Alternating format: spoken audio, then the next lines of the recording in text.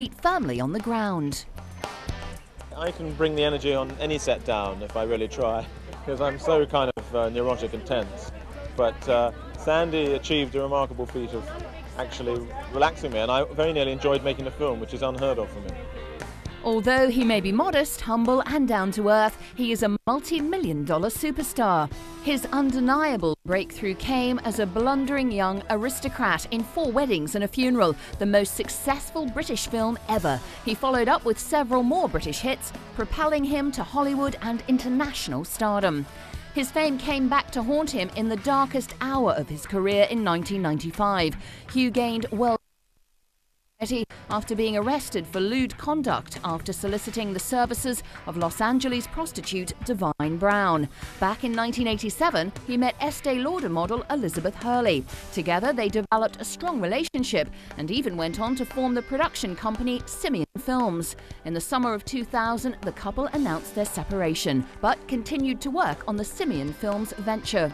A year after his arrest, Simeon Films released Extreme Measures. It disappointment that forced Hugh to retreat from the public eye dramatically.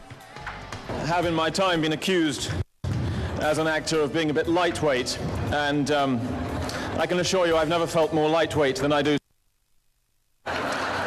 in this company. He reappeared onto the big screen as bookshop owner in the informal 4 Weddings sequel Notting Hill, co-starring Julia Roberts in 1999. The combination of the two's performances made the film a huge box office success. In 2001, he cemented his return to prominence with Bridget Jones's Diary, playing the slimy boss Daniel Cleaver with consummate relish. Rumours have it that Hugh, who remains one of the world's most eligible bachelors, has finally met his comedic film match in the form of Sandra Bullock, his co-star in 2 Weeks' Notice. Love Actually 3 is just another hit with the fans. Minister, this is Natalie. Hello, David. I mean, sir. 20 years ago, you'd have been just his type.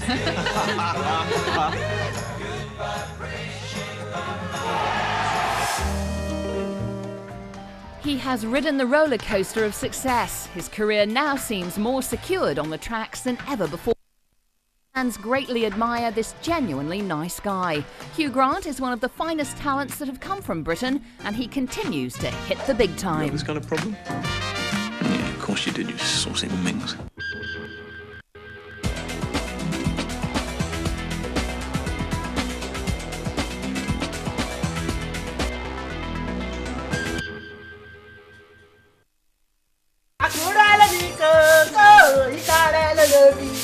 Oda, I no go stop to the singing. No problem.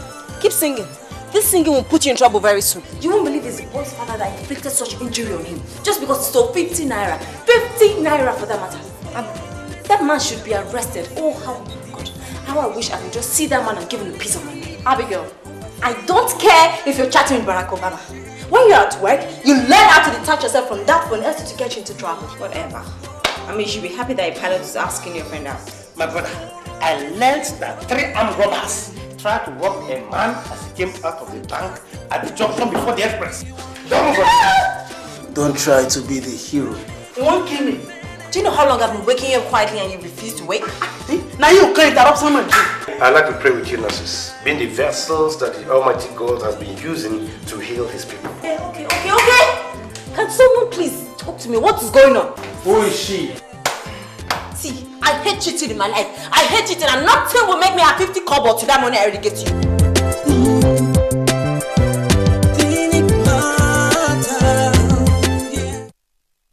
Are you and I ever gonna have a chance to be sisters? You want the baby to have my name? Would that be okay? Son, I'm happy you came. Yes, especially since I thought you were shunning all things Newman. I have my own reasons for showing up.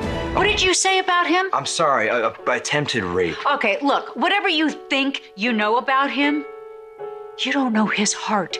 If there is a way to make me feel more miserable, you will instinctively find it. You gave up the one woman you loved, and now you're having a hard time figuring out how to move on? I can't imagine who would want to hurt a good man like you. Okay, you know what? I don't need you telling me how to feel about Lily. Are you pregnant? No. Then why are you trying to alienate Tyler? Has something happened between the two of you? Are you afraid that I'm gonna do something to ruin your marriage, or that you will? Why don't we have a party? I'll bring Nikki and bring your siblings. How's that? Now, what are you gonna do? You gonna blackmail them this time, or are you gonna bribe them? Looks like Mommy's not the only one who knows how to make up a story.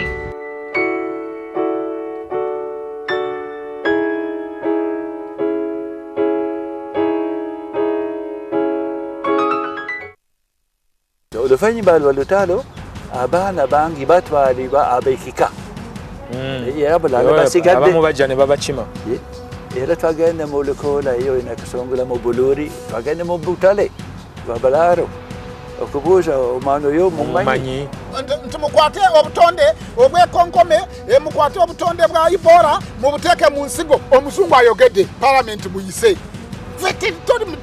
bosi basajja omulembe guno gutuusemu n'abantu n'entondo kati waliwo n'emyaka egy'entondo waliwo yakiŋŋamba bamugamba muŋŋambe bulungi kati munkwate empola dokita buli akwata bayibuli eno ajja kusomera bintu nga ye bw'alowooza for example waliwo controversy yaliwo tobeera mu ssuuti ate n'oteekamu gganduula olina kubeerako kimu kubanga okusomesezza tumaze emyaka 2 tusomesa bannayuganda eddembe lyammwe mulimanyi oluusi n'obusobozi obulina nakulabira abaganda baagala kabaka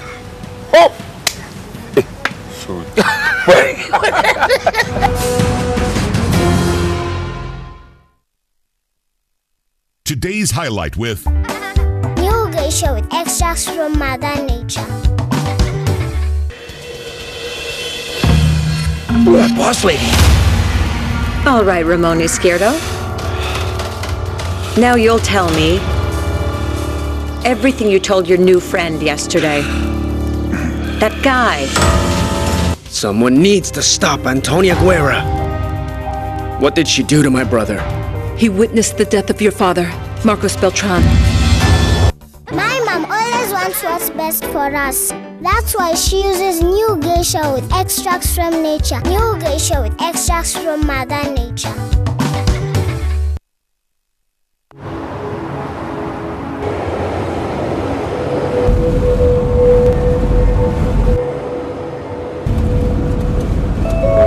And the change of government won't stop a thing. I've run out of fingers counting the number of multinationals sitting up here. What about the 3 companies that announced their plans to launch last week? I say they're shortly. Me, I'd be looking to sell. At what price? More. Much, much more.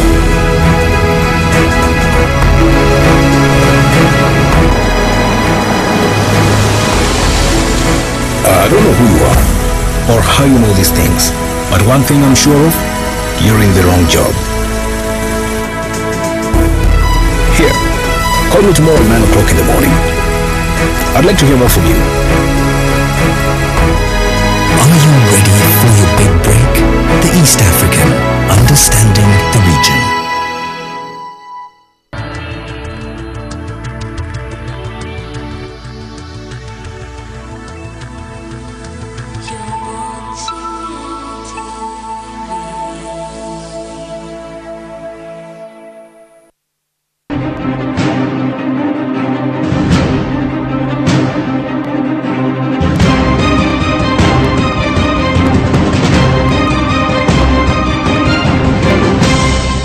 Watching Morning at NTV. If you see me on Friday, you will see different material on Saturday. And you know what? I definitely understand what it means to work all week. And on Friday, you go out, get some popcorn, and make sure that you leave your brain at the door. Well, Morning at NTV is here to make sure that your weekend is going to be awesome. Some people are singing already. I got a feeling that tonight is going to be a good night. All right, let's start with a beautiful morning right here with Mabel, Kasiate, Joel, and Dakaba. And of course, yours truly, Brian Mlondo, on the hottest ticket in town for your morning. Let's head over into your question of the day. Good morning.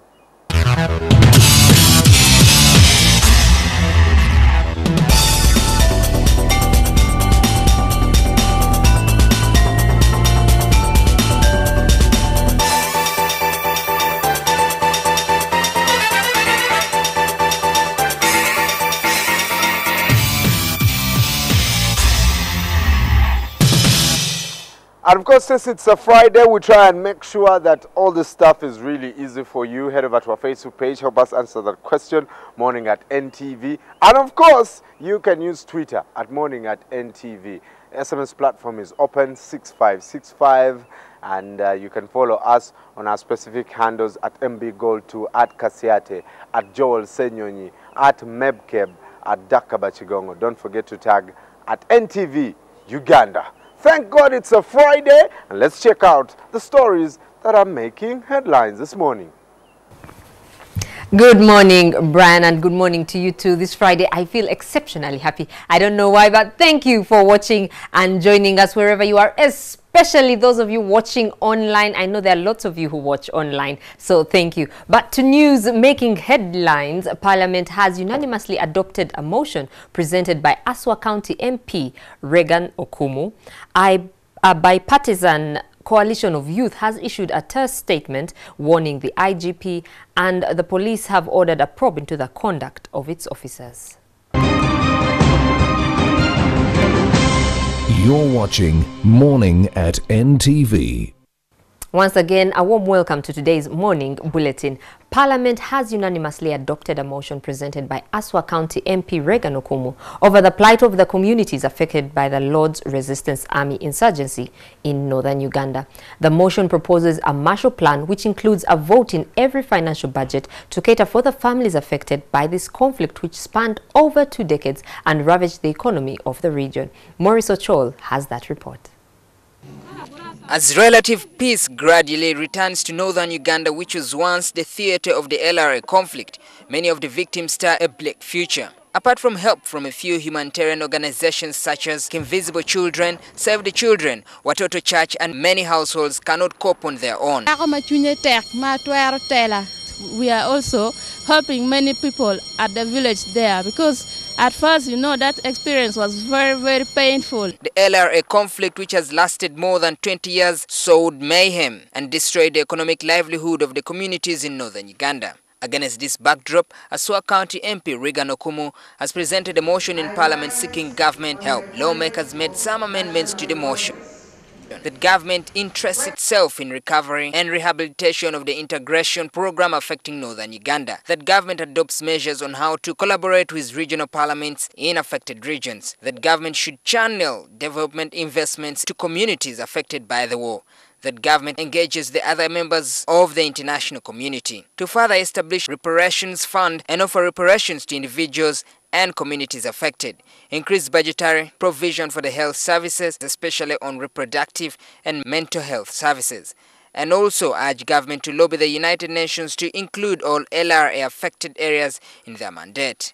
The plenary, chaired by Speaker Rebecca Kadaga, unanimously adopted a motion supported across the political spectrum. There are certain issues that should be about politics and above, but this is above. We are talking about humanity. Another program, government will come up with another program specifically to address the problem of former combatants.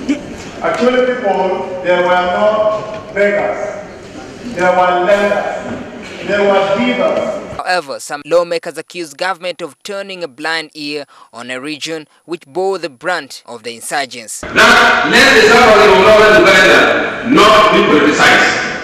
The office of the presidential advisor recently told me by then they were politicizing the suffering of our people. When you move around Kampala, almost every other security guard that you see, you can greet them in Lango or Chodi or Bara. That there should be time of truth-telling and reconciliation, which is part of the recommendation to the motion. The MPs also want changes in government programs such as the Peace Recovery and Development Program and Northern Uganda Action Plan to be more pragmatic in helping those affected by the conflict. Maurice Ochol, NTV at Parliament. A bipartisan coalition of youth has issued a terse statement warning the Inspector General of Police, General Kale Kaihura, and the Kampala Metropolitan Police Commander, Andrew Felix Kawesi, over illegal arrests and a clampdown on civil liberties. The Young Turks accuse Kaihura of serving partisan interests and meddling in murky politics to stifle alternative views. Together for human rights. Together for freedom. Together for fairness. Emotions ran high when a coalition of youth from the opposition, the ruling party, and civil society convened at Makerere University Guest House. At the joint news conference, the Young Turks criticized the Inspector General of Police, General Kale Kaihura, and his officers for allegedly clamping down on freedom of expression and civil liberties to serve partisan interests. Strongest terms possible, the actions and behavior of General Kale Kaihura, Inspector General of Police, and the Kampala Metropolitan Police Commander, Mr. Andrew Felix Kawesi, who have descended into the arena of legitimate political contestations in violation of what the police is supposed to do as an institution under the Constitution of Uganda. Today we've come together as the youths of this country to condemn these selfish acts of Kale Kaihura and his machineries in trying to frame the youth of this country. The comments come hot on the heels of the arrest of NRM's youth leader in northern Uganda, Omodo Modo, and his colleagues who are avowed supporters of Prime Minister Mama Mbabazi. Kaihura accuses the youth of bribing NRM officials to call for a delegates conference to reject the Chankwanzi resolution, which endorsed President Museveni as a sole flag bearer of the party in the 2016 elections. It was some group, some NRM group, going around giving money. I'm not harassing anybody, whether as an individual or as police, unless there is a suggestion here that NRM youth are above the law. He's the complainant, he's the investigator. I'm sure he wants to be a judge. They are intimidating my body, the brain and my heart. Cannot be intimidated by anybody in this country. However, Western Youth Member of Parliament Gerard Karuhanga says if Kaihura does not change from the course of a dangerous trajectory, he will become a candidate for the International Criminal Court. Today he seems to be working on qualifications to basically be a candidate of the ICC. If Kaihura continues antagonizing the youth of this country, we are going to take him to the East African Court, we are going to take him to the ICC. The youth say this is only the beginning of a common front to advocate against police high-handedness. That is affecting our colleagues in NRM, affects all of us, and that we must stand together for justice, we stand together for freedom, we stand together for human dignity. What binds us are the principles that we hold dear, the principles that cannot tolerate any kind of injustices, either by the police, by the army, or by the aging leaders of this nation. The recent ping-pong between police and a section of NRM youth has caused other youth across the political divide to come out and strongly stand in solidarity to say that they are tired of being used as pawns in a chess game. Shiland Huchire, NTV.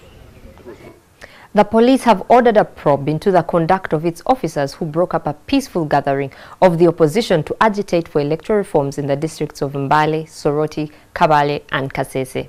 The position was arrived at a meeting between the civil society, the opposition, Internal Affairs Minister General Ronda Nyakairima and the police boss General Kale Kaihura at Kololo Ceremonial Gardens last evening.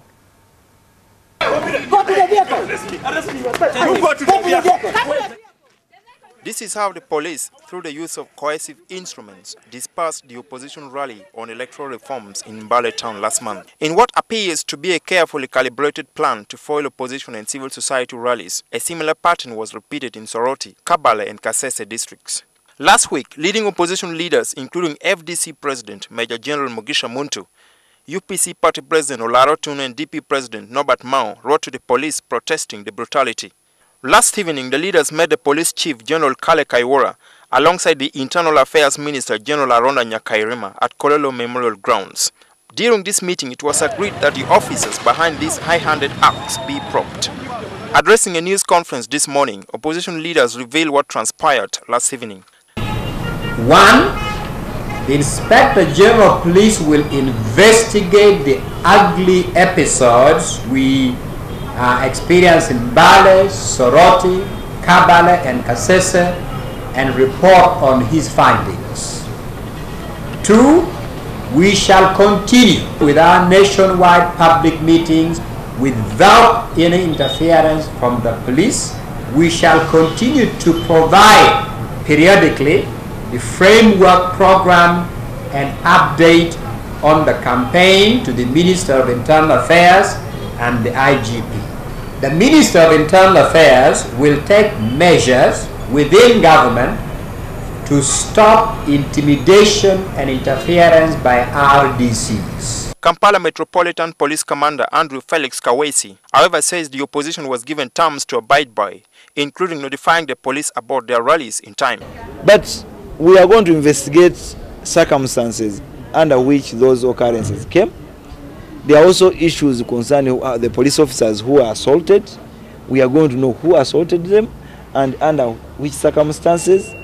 This also comes barely a few days after the U.S. ambassador, Scott DeLisi, met the opposition and security chiefs over the contentious debate on the freedom of assembly and civil liberties. Even if tomorrow our team writes to the police in Arua, that does not mean that is the first time police is getting notice. Since the government is waiting, it is their business to actually hold rallies. And the government is aware that we are in a multi-party dispensation. So there is no crime that is being made. Both sides now hope each of them will keep their part of the bargain. So let's go into the field, and that's when we'll know. And we really would want to trust them on their word. We hope we are all going to be honest on our sides. Because we can't have a meeting. Amongst the key electoral reforms the opposition and civil society are vouching for is the disbandment of the Dr. Badru Chigundu-led Electoral Commission and the appointment of an independent electoral body. Moses Akena, NTV. With both sides saying they will honor the agreement, it remains to be seen what exactly will come out of this, not just for now, but for the 2016 election and for the country's democracy as well. Moses Akena, NTV, Kampala. And that's all we had for you from the news desk here in the studio. Let's find out what's making news in today's papers at the rooftop.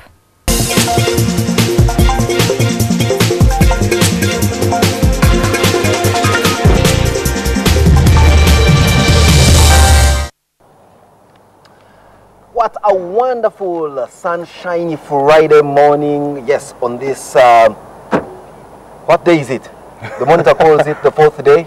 I do not know what many of us call it, the 4th day of April 2014. And yes, it's morning at NTV's press review with myself, Simon Kasiate, Joel Senyonyi, and Brian Mulondo. Good morning, very good people. Good morning. How are you? Morning. Very good. And each one of us has a different newspaper that's hit the stands this morning. You get yourself a copy of the Daily Monitor with me while Joel is looking at, and Brian is looking at his favorite, the red paper. Well, in the Daily Monitor this morning, anyway. I'm going to sue you guys for defamation. Police opposition strike deal on rallies. Now, by the time you get Tom and Jerry striking a deal on how to go forward, well, here we are. The world is really coming into interesting times. What am I saying by making the analogy of Tom and Jerry? For those of you not aware of the childhood comical cartoon Tom and Jerry, it's a cartoon based on the real life of a cat and mouse. For a long time, the Ugandan opposition groups and the Ugandan police have played a cat and mouse game, one of adversary. But this time around, according to what we see in the Daily Monitor this morning, and it's no Fool's Day joke, it is the police, the opposition, striking a deal on how to hold rallies. What is this deal? What are the components of this deal? Who is going to be the cat or mouse, or is it going to be a communion of saints? Are we going to see for the first time the proverbial lamb relaxing in the bosom of a lion? Well, it's all in the Daily Monitor if only you get yourself a copy this morning. I hope you'll strike a deal with NRM MPs here, because in the Observer we are told MPs start Museveni's all candidates push. They're meant to traverse their constituencies for that matter, pushing the Chankwanzi resolution. The police, it is that. I thought that's already. Because if they're doing it for the opposition, if there's got to be a deal, you know, some kind of understanding, then similar things should happen. No, you see, the police and the opposition have been Tom and Jerry, but the NRM MPs and the police have not been Tom and Jerry. That's exactly the point I'm making. They've been Tom and Tom. if the other ones have got to go and beg and request that now let's get into an agreement, why should these ones have leeway? And you know, there's nothing wrong with NRM MPs going and popularizing the president's sole candidacy. I can bet no one is going to stop them. No one has ever stopped them. And there shouldn't be a problem with that. But you see, in the same case, there shouldn't be a problem with this as well. The police keep saying, you know, these guys are inciting violence and that kind of thing. But two things to note here. One, Besigye, for example, has been in many cases taken to court for inciting violence. But he has not lost one of those cases. He has been absolved of each of those. I don't know if any of you guys knows any that has been sentenced. Is that preventive arrest instead of... No, they kept saying it is incitement of violence. In fact, we have but on the other flip side, if the other MPs are, for example, going to go out there and they are coming to us telling us, you see, the rest of you have no vision, it is only one person that has got vision, that sounds insightful to me. Because if you're telling me that I do not have vision, it's only one person that has. You're actually inciting violence. The expectation is that you bring the one who has vision from your side. From my side. And for me, that's why I think the point we are having a mockery of multi-party politics in this country. Because if you're insulted when someone tells you they have a person who they believe has vision, and then you get incited, bring your... The point I was making here is everybody should be allowed to go and propagate the quote-unquote gospel. If you think yours is Besigye, that's okay. If you think yours is Museveni, that's all right. If the others are being accused of inciting violence because they are propagating the gospel of, say, electoral reforms, who says you're not inciting violence by telling me that only one person has vision? That sounds like incitement of violence. That this is going to end like next week. Which one? And I dare the police. I dare the police to let the opposition have, you know, like 3 successive.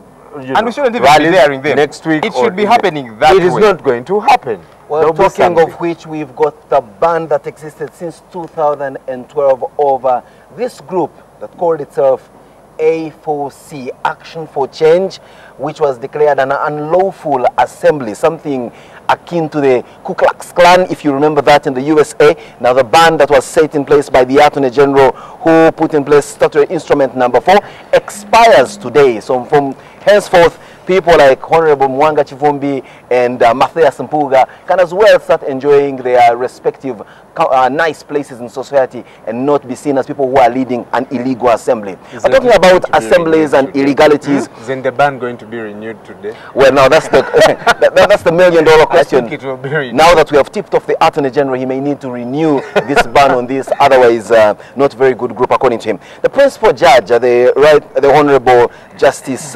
Yorokam Bamwine, is lashing out to government over this Lukwago standoff. Let's not forget that the mayor of Kampala and government, if you saw yesterday's cartoon in the Daily Monitor, have been involved in a long cross-country race between court, city hall, and the masses on the streets. And the judiciary in all this has been seen as the #1 arbiter. Well, you have one judge or one registrar issuing one ruling and then an injunction over that ruling. Then you have got a judge, as we did with Lady Justice Mugambe, saying, look, this is the position. And then you wake up to the news of the acting deputy chief justice, acting chief justice, saying, no, that is null and void. In all this, the judiciary is being looked at as a pawn in the bigger grand scheme of things. And the principal justice is simply saying, come on. Government and the Lukwago group, can you seek out of court an amicable solution that will not taint the otherwise very good image of the judiciary? Yeah, because these guys are just trying to flex political muscles and involving the judiciary. I thought that's what the judiciary is supposed to be made for, that is supposed to come out as the arbiter if there is any wrangling between me and Molondo, yourself, or any other interest groups. Using the right word, it's supposed to come in as the arbiter, but in this case it's coming in as a supporter of one of the 2 conflicting parties, which should not be the case. No, it depends on where you're sitting. When it passes an injunction against Lukwago, oh, the Lukwago group says, you see, the judiciary has been paid.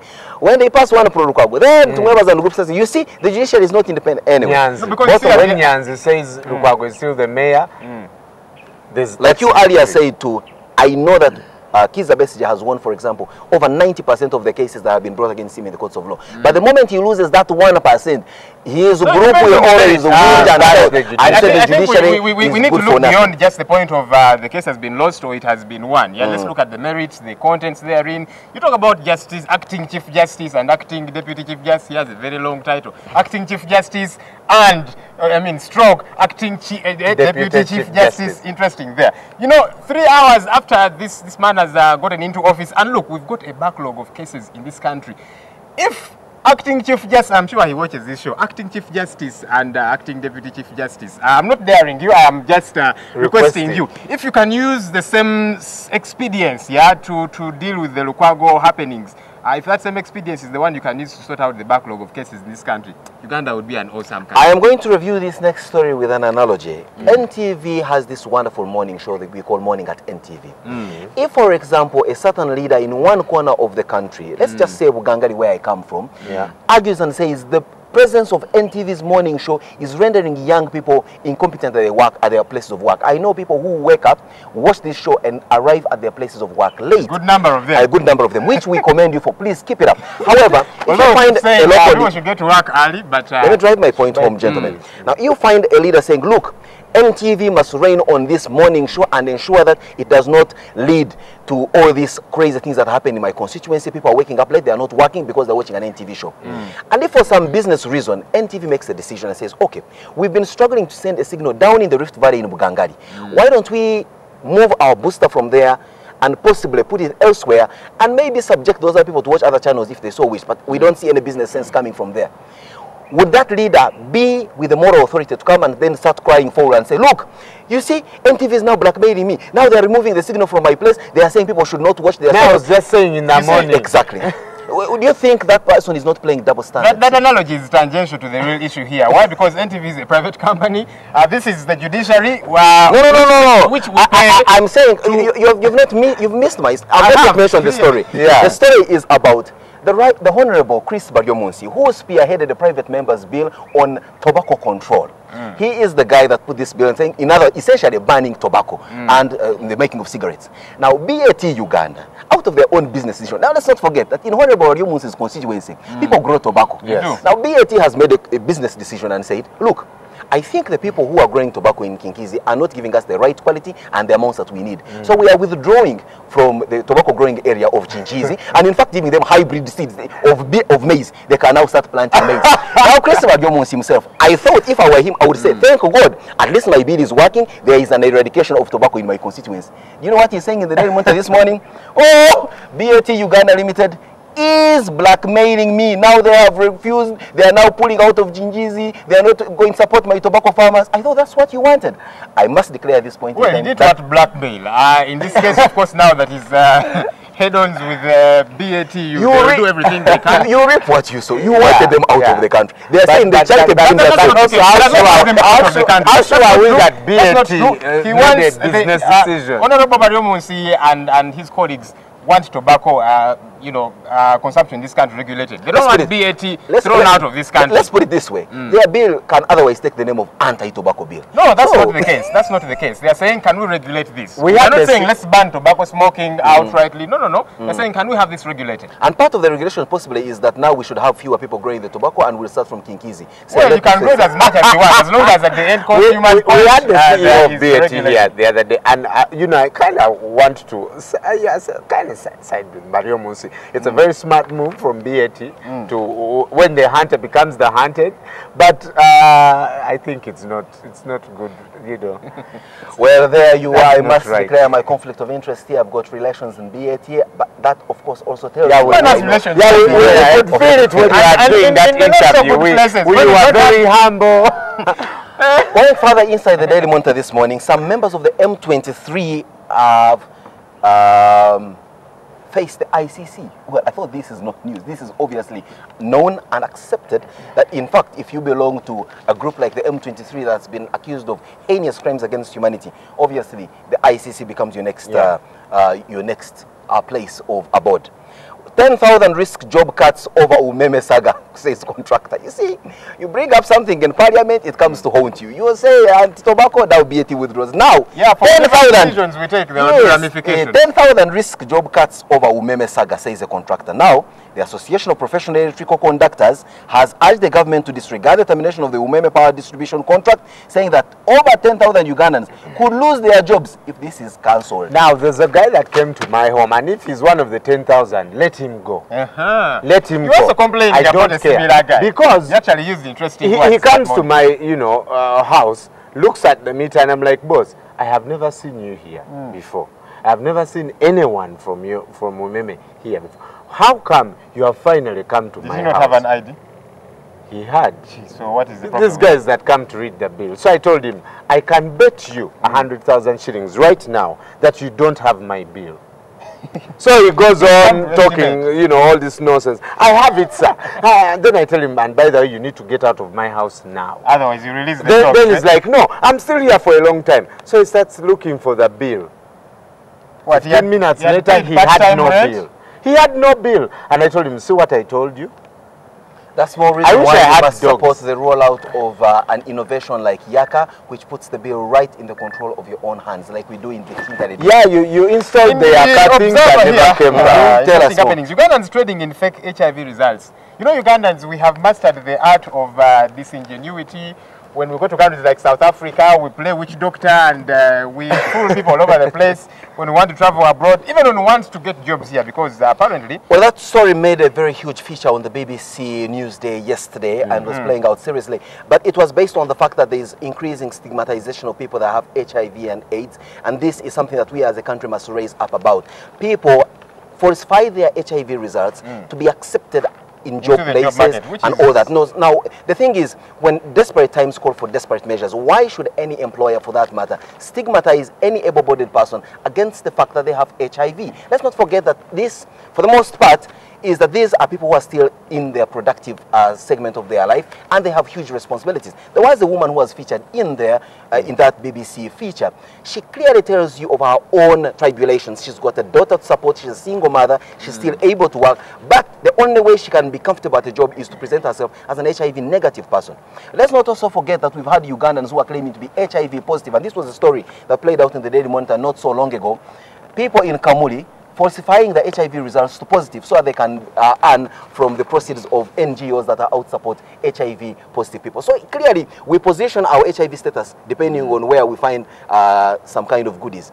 That is the ingenuity you're talking about, but also the stigma must stop. The stigma, you say. We know for a long while we were the ones at the forefront of fighting HIV and AIDS. We were looked to by everybody, but we seem to have lost the plot in many ways.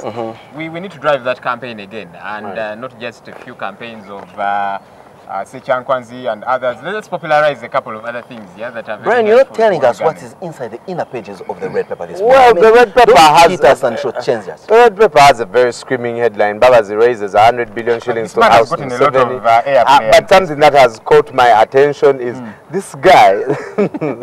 There's a guy who in India who has exchanged crisps, biscuits for gravel and bricks. While the rest of us eat bagia, this man grinds bricks in and his he mouth. says he now consumes as much as 3 kilos a day of debris and cannot bear to go without, although he insists he does not suffer any ill effects. And he started eating these things when he was 10 years old. Yeah, but your wives, when they are pregnant, don't they eat soil and bricks? For like a week. Well, your interesting weekend in a magazine of the Daily Monitor, which is Scoop Magazine, is in there. It's a Friday. It's time for you to get yourself a bit of this newspaper so that you can get to know what's happening on the entertainment scene, and of course get a bit of the 411 that's happening in and around the capital.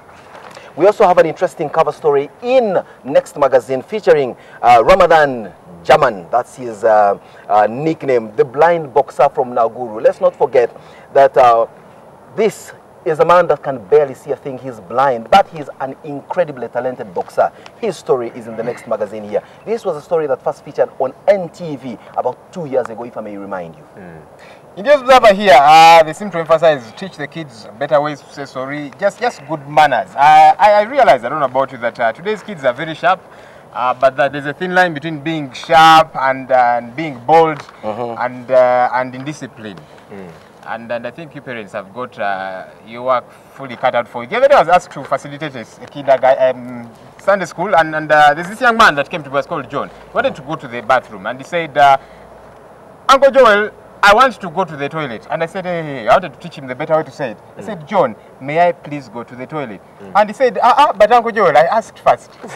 I said, now, about this Rumonde. But how can you tell a child, I guess it's even hard. You can't teach a child to say sorry if you're the parent, if you can't say sorry. So I think we need to first fix because habits are better caught than learned. Yeah. Well, many of you are always waxing lyrical when issues of the National Social Security Fund come up for play in the Daily Monitor this morning.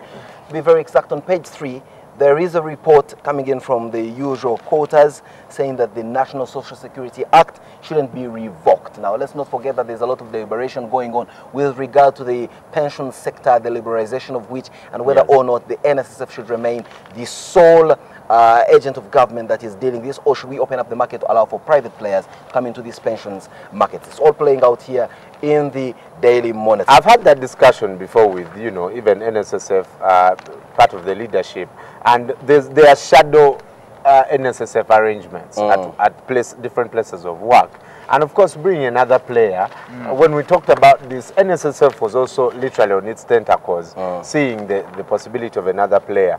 And Richard did a good job at NSSF while he was there. He tried to rebrand, you know, promise better things. You could check your balance online. They were debating reducing the amount of No, I think you're giving credit where it's not due. Your ability to find out your balance was an innovation that preceded Mr. Biarugaba's appointment at NSSF. But it's all part of the rebranding. Yes, he rolled it out. No, a new concept. You probably got aware of NSSF after him, but before that, these innovations were there. And that's not to say he did not do a very good job, but I think it's only important that we set the record straight and give credit where it's due. Moving on to the sports section of the newspapers, an interesting story playing out that we discussed with you some time ago, of the sex scandals reportedly in the Uganda athletics camp.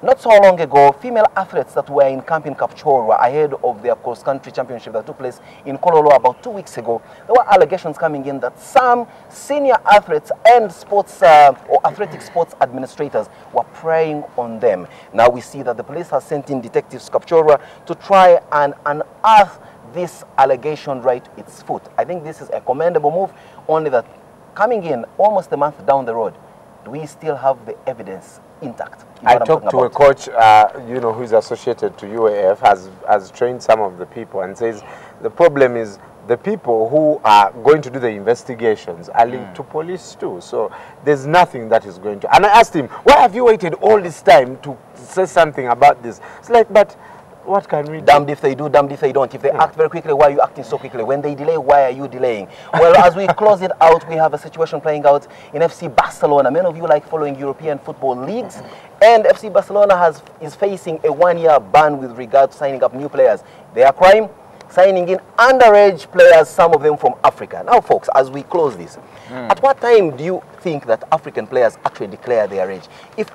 I find it a travesty that anyone can be accused of signing an underage player from Africa, when for the most part we've seen 30-year-olds coming in from Africa claiming to be 17-year-olds in European football leagues. Isn't Barcelona being handed a very high sentence for a crime that is certainly non-existent? You see, the other day, there's a Nigerian, he's got a twin brother here in Nigeria, he plays for one of those clubs. Apparently was celebrating his 23rd birthday, but his twin brother in Nigeria was celebrating his 33rd birthday, and we're thinking, okay, we thought you guys are twins. And it plays out a great deal. It's similar to what we're talking about, people who falsify their HIV results.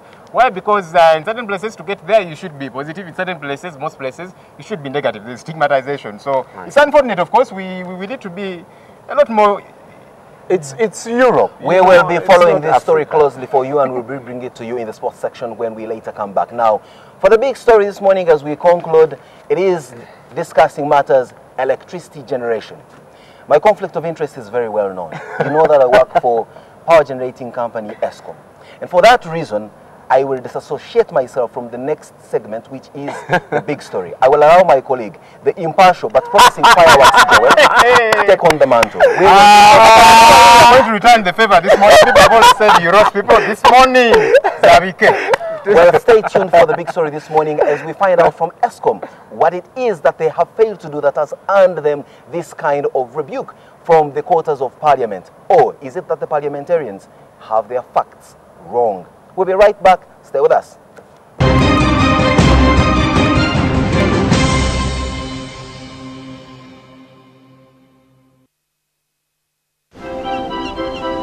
Every idea we have begins with you. The way you connect. Good morning. How you browse. How you share.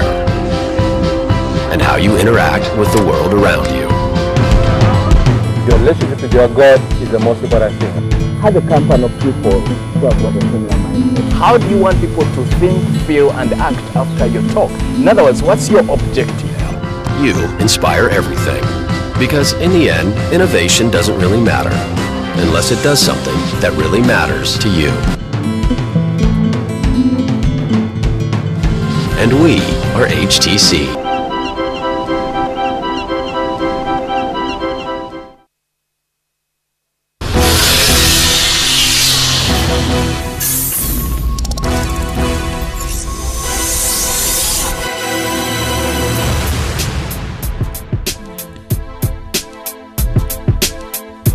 Follow the beat, follow the beat, follow the beat, follow the beat. Follow the beat. Follow the beat, follow the beat, follow the beat, follow the beat. Follow the beat. Follow the beat, follow the beat. Follow the beat. Follow the beat, follow the beat, follow the beat, follow the beat. Follow the beat.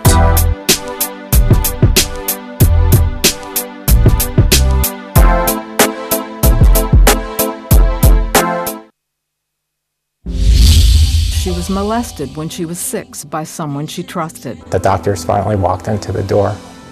They basically were telling me that she had a 5% chance of living. I couldn't understand how somebody that tells you they loved you, that held you as a child, could abuse you. Tommy Scott grew up among gang violence, drugs, and poverty in the projects of South Central Los Angeles. I felt not normal, not good. I wasn't lovable. As a teen, Melissa discovered that drinking gave some relief. Tommy is free today and continues to tell people that it was Jesus who changed his life. The time I spent in prison, I spent putting my ideas together on, how I was going to come back and make it all right. And I realized my purpose, that I was created to reflect the glory of God. Duke now realizes why God kept him alive. These were real people facing desperate situations, just like you and me. Jesus died to set you free, and he can give you a new heart.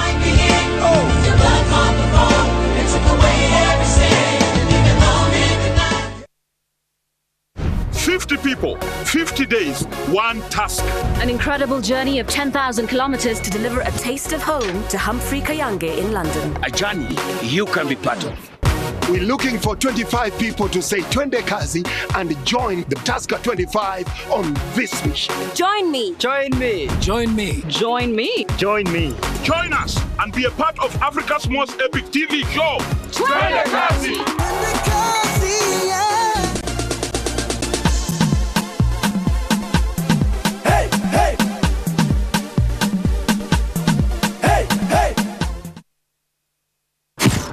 A wife who you got through the office will be very insecure about you working in another place. Always hunt up, don't hunt down. You mean what? Go after your superior? How dare you suggest that when a woman is aggressed against, we should look at the person who's been aggressed against? Let the couple be. Let them sort out their issues. When they need you, then you'll come in. Prostitution is being given a new brand. All I know is that I connect people. Let's not choose to open our zips and do whatever our urge is, because I don't think that an urge is stronger than your will to say no. People attach a lot of questions, shame to HIV. I do not believe that when you wear a short dress, you should be a rep. Marrying a wife is like having assured sex. Anytime you come, you must have. Yes. To raise a population that has no clue how to be men. Can you bring out a quality family? I don't get married for my family. Men, every Wednesday only on NTV.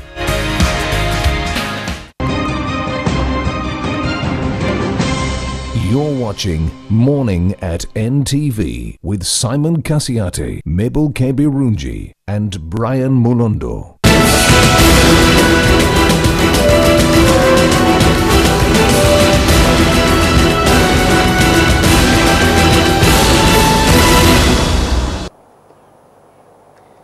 Welcome to The Big Story. Joel Senyunyi is my name. Now, not too long ago, Parliament did adopt a committee report on energy sector performance, and key thing therein, they want to send Umeme and ESCOM packing. In fact, that was their resolution. Why? Of course, they're citing issues to do with the underperformance, irregularities to do with the concession. We want to talk a bit about this and how it affects you.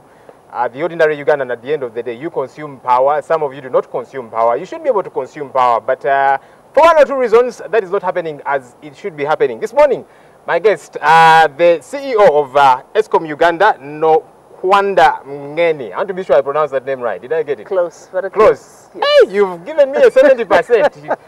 Mngeni. Mngeni. How are you this morning? I'm fine, thank you. How are you? Not bad at all. Eskom, you've been around for 11 years now, and you are under fire. How are you taking this fire, for starters? We're taking this fire as part of the stride. We have a lot of things that are going on. This being the 11th year, we also have to negotiate a tariff. That is due for submission. So our heads are down. We take them up a little bit to consider what is going on. But the one thing that we know is that at this point in time, no pen is on paper to say we must go. So we're looking at it in three ways. One, this parliamentary resolution can be adopted, in which case we have to go. The other one is that the concession agreements can be revisited to make them regular, so to say. The last one is that nothing happens.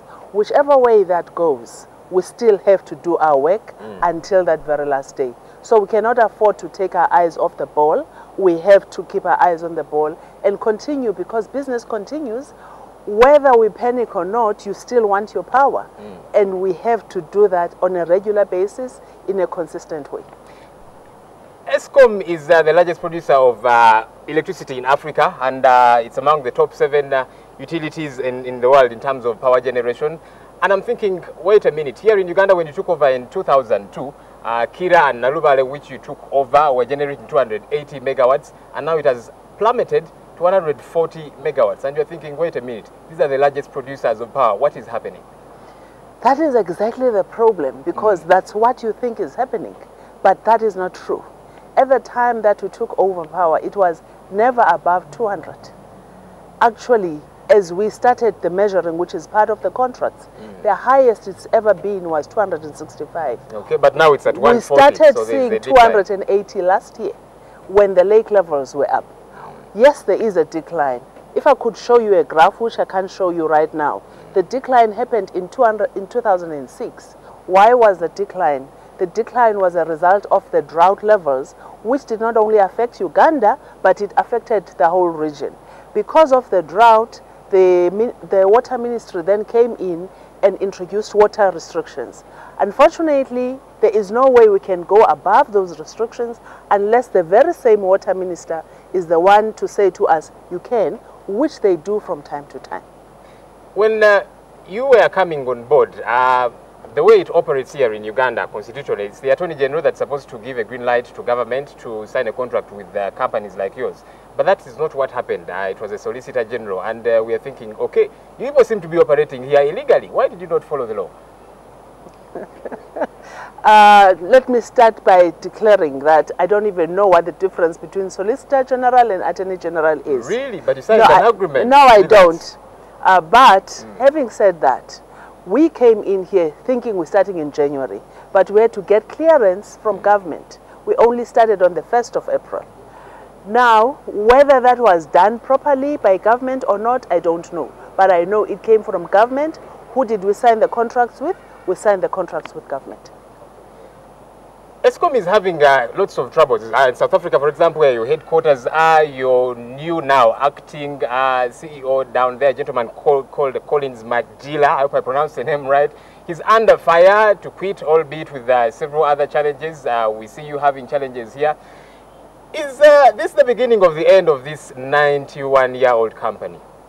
I don't think so. Let's take your life, for example. Is your life always smooth? No, it's certainly not. But when I get to points where everything is tempestuous, I begin to reevaluate. Maybe there are certain things I need to stop doing. There are certain responsibilities I need to cut off and bite off what I can chew. There are storms in life. And as you walk through the storm, you need to evaluate, like you say. Am I going to go through the storm, or is this storm going to sweep me? Sitting here with you today, and I'll talk about Eskom Uganda, I will not talk about Eskom in South Africa. Well, the headquarters, I'll just bring it in as an example as well. I know. This is a storm that I believe will walk through. ESCOM has been around for 11 years, we talk about 11 years, and Ugandans are very disappointed. One, probably because they don't know much about what you're doing. You've had many times you being lampooned, you know, for work that should be done by UMEME, work that should be done by Electricity Regulatory Authority. And I would think for a while now, you've probably been very poor at your relations with the public, letting them know what your roles and responsibilities are, whether or not you are fulfilling them. It does not matter whether you're actually doing a good job in as far as what your expectations are, but if people do not know about it, that is very disadvantageous to your side. So do you take responsibility that, one, you've not done your public relations, as it were, real good. You have not been very accountable to Ugandans for that matter. And that is why, like you say, they might lampoon you for what burden you shouldn't be carrying anyway. That accountability I take fully. And to address that, we have started an association of operators in the sector, and that is one of our objectives, to educate the public, because we believe that it's bigger than us as ESCOM. It's something we need to do as a sector. We are an association of generators and distributors, but we want to work hand in hand with the regulator and the ministry as well. When the Parliament did come up with this resolution saying that ESCOM should be sent packing, people in Jinja, where you are based, said, wait a minute, these people have been very good to us. They help us with campaigns like HIV and AIDS, cervical cancer, etc., etc., which is good that you should do that as part of your corporate social responsibility. But one wonders, wait, you are excelling in corporate social responsibility, and you seem to be performing dismally in as far as your primary role here in Uganda is. Why do you not concentrate on what you are best at? Well, what you've just said is exactly the problem. People think that we have not performed.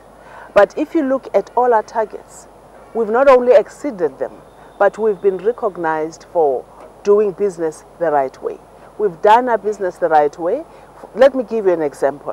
Whenever there's a shortage of power in this country, I talked about water restrictions earlier, we are asked to top up. Why would a non-performer be asked to top up? And even at the times that we're asked to top up, we top up. Our contract, for example, has liquidated damages. In case we say we're going to deliver this much, we don't deliver that much, we are then penalized. Liquidated damages come in. If you look at the 11 years that we have been operating, I do not think we even have 20 cases of liquidated damages. That shows you somebody who is performing, who knows what they are doing. The one thing we are guilty of, you said it earlier on, we don't publicize our performance, we don't talk to the public, we don't engage the public, we have not engaged the parliamentarians. That I take full accountability of. But in terms of, when we started, I said that our heads are down. Our heads have been down from day one until now. Maybe to the exclusion of engaging the people that are our customers at the end of the day. That we have not done.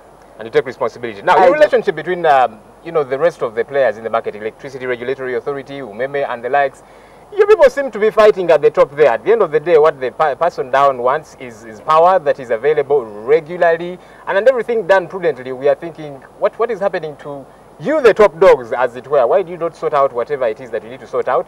What we want is power. Let me tell you, you talk about the key players up there. I'll talk about the customer, who is transmission. I'll talk about the regulator, who regulates all of us. If you talk to the regulator, they will tell us we are the best licensee in this country, without favor.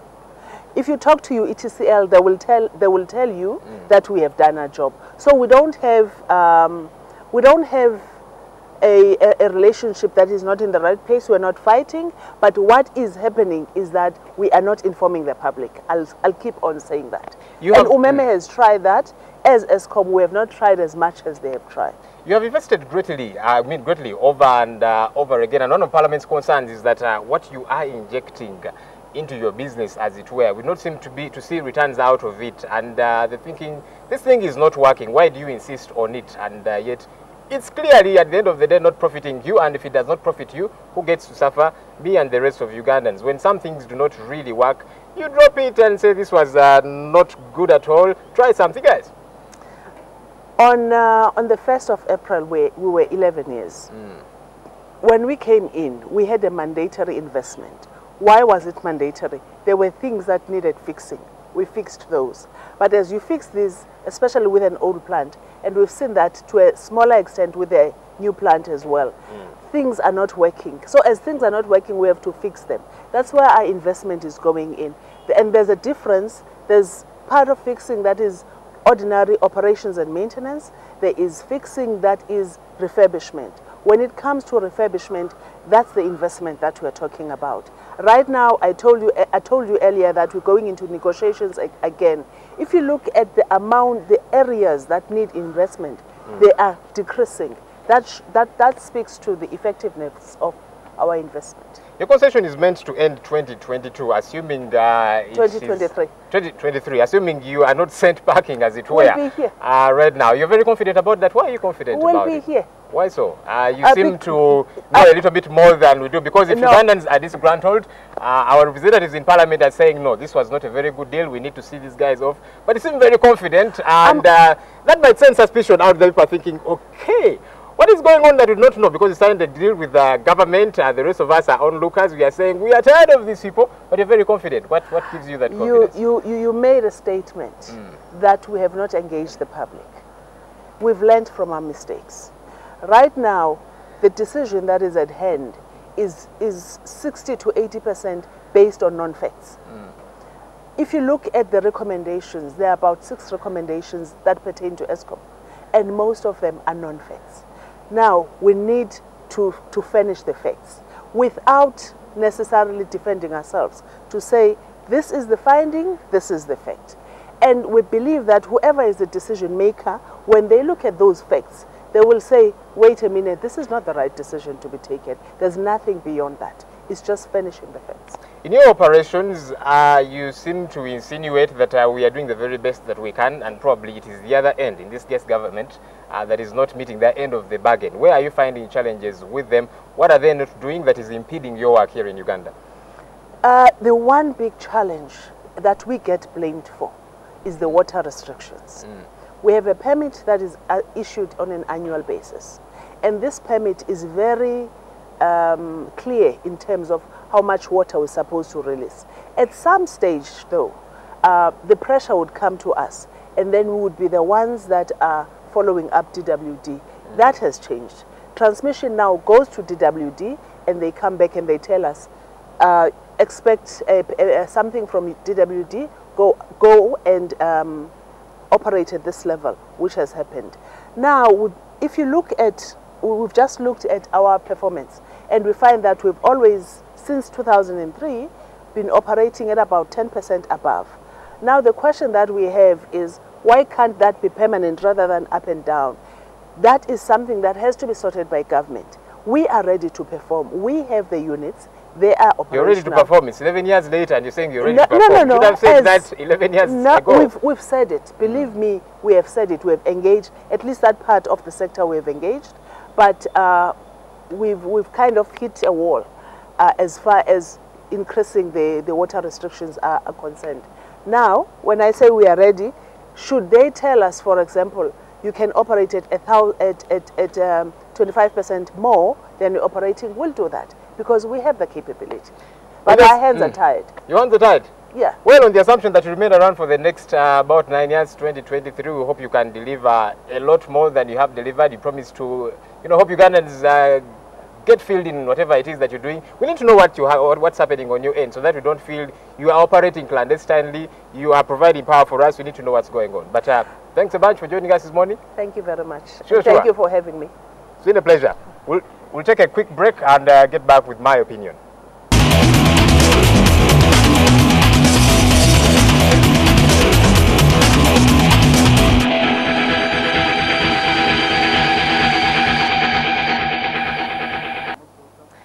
Many Ugandans are not on the power grid, something that should cease to be the case. Of course, there's many players in this. There are those that avail the electricity, there are those that distribute it, there are those that generate it. At the end of the day, you and I want to have power, at an affordable rate. We want to make sure that you get the bills that you are meant to get, that are not in many ways altered and tampered with. We've seen very many complaints regarding our power generation, regarding the power sector in this country. So what are we saying? Umeme, IRA, ESCOM, UETCL, and every other player. Can you get to the drawing board if you have to? Can you sit and see how you sort yourselves out? We might not care so much who is grappling with what challenge, who is having their work impeded, and at the end of the day, the Ugandan wants power. Power that is available whenever they want it available, power that is affordable to them, and they want to pay what it is that they have consumed. Can we do that? That's our big story for today. We'll be right back.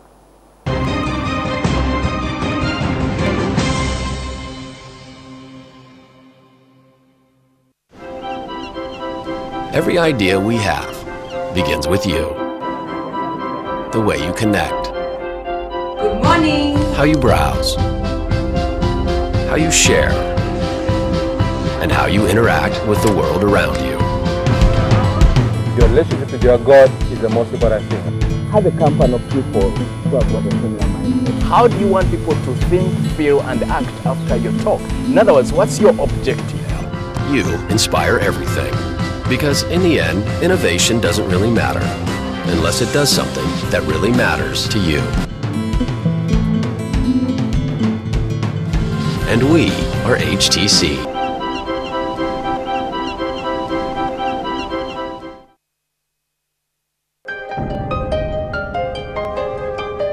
I was going to my hall, someone came from my back and was how? Tugenda okwera kekiro. Yanga mwami omanyi? I went to the nursery and I asked why is it that our father is negative and for us we are positive? Every time I find a story of assault of one person to another, I get disturbed. Mwayombye ekiro lwaleeta suzeewo lwe bakwokezza. Nazeepoza kimu nti mujja wange yanjokezza. Kino ekyafa kino kyali kyakulira muno mu lubuto. The Irene I know just loves music and loves to sing.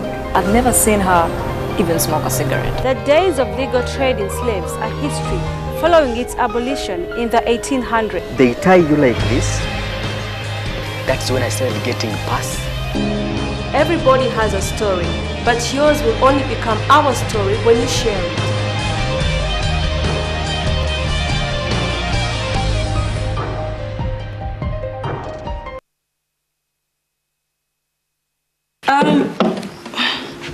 What's that? That document. Oh, that. Just some business. I came to apologize. I have no right to interfere in your lives. I've eliminated the only evidence that links me to Ivan Chinawa's death. But you didn't have to kill another person. It's not like I've got anything to hide, Nene. Just go ahead. Victoria, how is it like to work for Miles Filagazi? Blood seemed to matter not. Blood? Yeah, blood. I'm responsible for your father's death.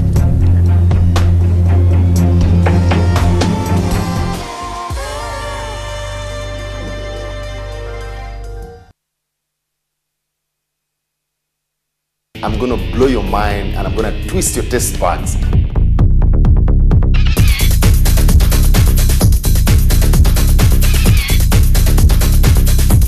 The flavors are already coming together. I can feel them.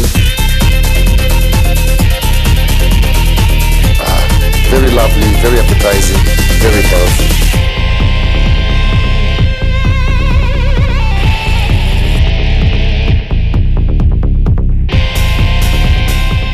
Remember, the way you see it, the way you like it, is the way you get it from my kitchen to your kitchen.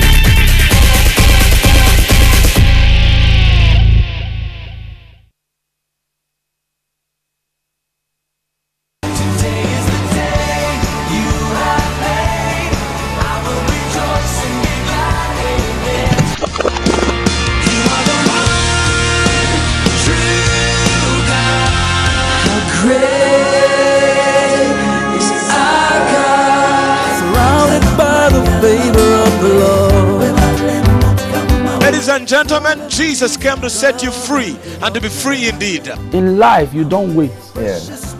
There are certain times where you wait for certain decisions, but when it comes to taking action and choices, you have to move. Jesus Christ found me, and he actually asked me a question, whether I wanted to live or to die. Every day of my life was struggling.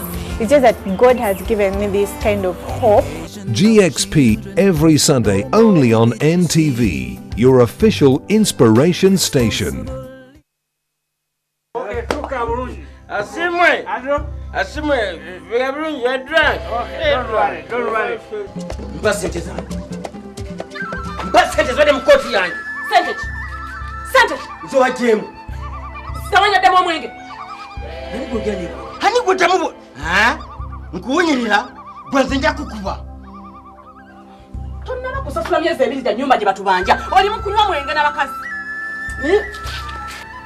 Kikulu nnyo fe abeewola okumanya zibbanka n'abatuwola engeri gye babalamu amagoba. Lwaki obuuza ekibuuzo ekyo? Sente zaabwe. Dembe lyo ekyo kikulu nnyo okukimanya. Onfuna kikulu nnyo okusooka okunoonyereza tusobole okwetegereza n'okwekkaanya. Okifuna amagoba n'oluvannyuma tulondeeko amagoba agasinzeeko okuba amatono.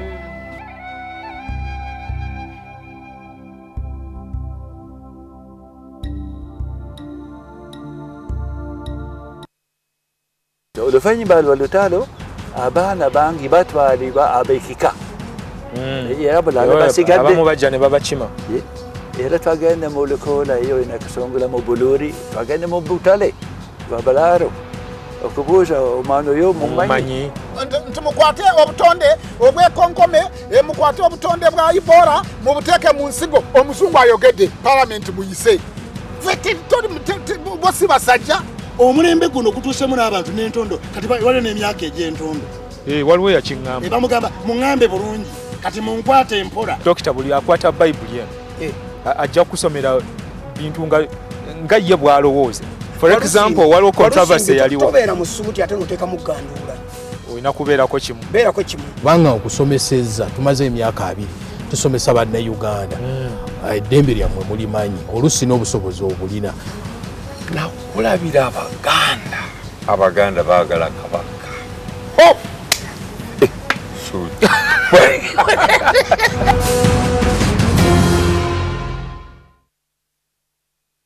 mikwano gyaffe bana NTV ate naddala mu bannaamu muli gw'emizannyo muli gw'ebyemizannyo gukomyewo 2014 ate mutya kati ate gukyusiza n'obudde gwa 7 gwali gwa 9 ne gugoberera ntusanyuka kati gubongereddeko wano malya g'ebyemisana awo gusooke gubatayize gubaleetire buli kintu kyonna kalonda ennawo byemizannyo ogwo muli gw'ebyemizannyo mupya 2014 Isima waali alagira Argentina yinjo mukubira eddiba lye omukwano gujja kukomawo ku muli gw'emizannyo naye kasita kinaatuuka eri bano ba Messi okulumba abalenzi baffe ba Thiago Silva awo tewali mukwano omuli gw'ebyemizannyo 2014 President.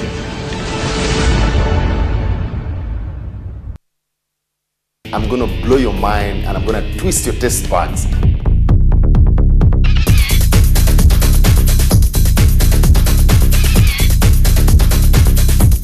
The flavors are already coming together. I can feel them.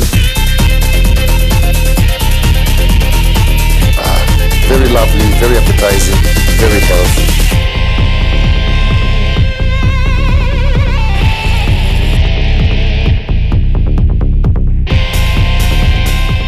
Remember, the way you see it, the way you like it, is the way you get it from my kitchen to your kitchen.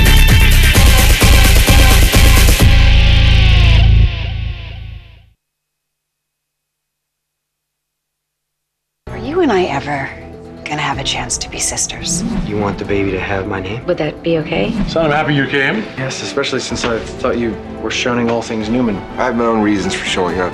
What did you say about him? I'm sorry, attempted rape. Okay, look, whatever you think you know about him, you don't know his heart. If there is a way to make me feel more miserable, you will instinctively find it. You gave up the one woman you loved, and now you're having a hard time figuring out how to move on? I can't imagine who would want to hurt a good man like you. Okay, you know what? I don't need you telling me how to feel about Lily. Are you pregnant? No. Then why are you trying to alienate Tyler? Has something happened between the two of you? Are you afraid that I'm gonna do something to ruin your marriage, or that you will? Why don't we have a party? I'll bring Nikki and bring your siblings. How's that? Now, what are you gonna do? You gonna blackmail them this time, or are you gonna bribe them? Looks like Mommy's not the only one who knows how to make up a story.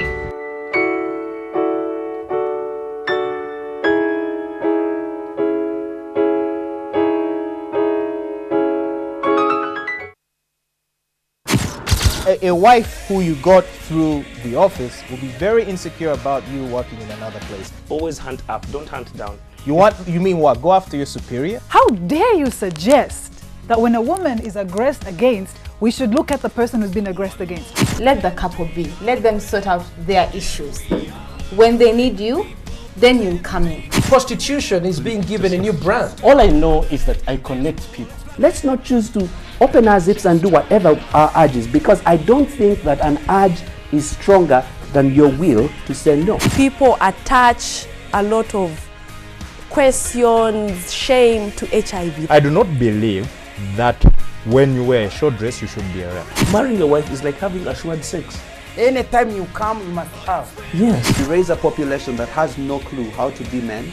Can you bring out a quality family? I don't get married for my family. Men, every Wednesday only on NTV.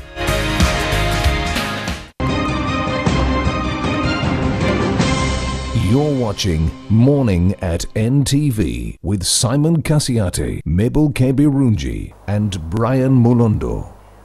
It's exactly 7 minutes after 8. Thank you so much for joining us, whether on your telly, at home, in your office, or restaurant, or in your taxi. Actually, I've been told 2 taxis in Tinda have TVs, and all they do is put on this show, and the passengers go while watching the show. I hope one day we can do a rendition of minibus mu taxi and do Morning at NTV. Thank you so much for loving the show. You can also join us online, youtube.com/NTV Uganda /live, and catch us there. Subscribe to that, and you can watch also the other shows. Before the break, we had the CEO of Eskom Uganda Limited and Joel Senyonyi talking some pertinent issues there. And she says we've exceeded all our targets, and we've been recognized for doing business the right way. We are not informing the public, and I am guilty for that. We need to engage more. And she also said one challenge we face is the water restriction, and that limits how much water we can pump.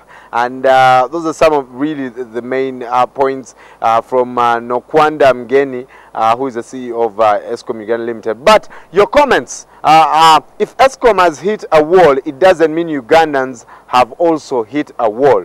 We just want services delivered. And Awesomeness also telling we are ready to perform, quoting the CEO. And Chitamirike Andrew saying, at Eskom Uganda Limited, of course you have exceeded your targets in load shedding. All right. And Rotumio Joshua saying, that means only your targets are too low as by people's expectations. All right. And of course, more comments on our Facebook page will be coming your way later with Mabel. And at Elsimua saying, I'm sure the people from at Eskom live in a different Uganda than the one we live in. And all right. Someone was also asking if they think Eskom is being fair to Ugandans by giving us high bills, yet we still have power blackouts. And I guess one of the things that we need to also educate the public and engage more is the difference between the different players in the power sector, from Umeme to UETCL to ERA and Eskom. We've tried to bring most of those people. The other day we had a representative from the Electricity Regulatory Authority who had a public hearing. We brought Umeme at Henry Ruga and the CEO of Umeme, who was here. And now today we brought the CEO of Eskom. We've really tried to make sure that we do this. We work on getting the UETCL MD also here to share with us their challenges in power distribution. Now, before we engage more on other fronts, birthdays and the everyday life, take a look at the traffic report.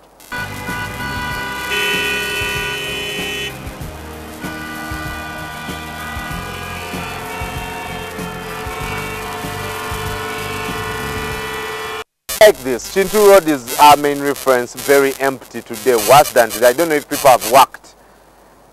Yeah, all the corporates, either they are in office very early to complete their assignments, but today, wallahi, nange today I'm disappointed.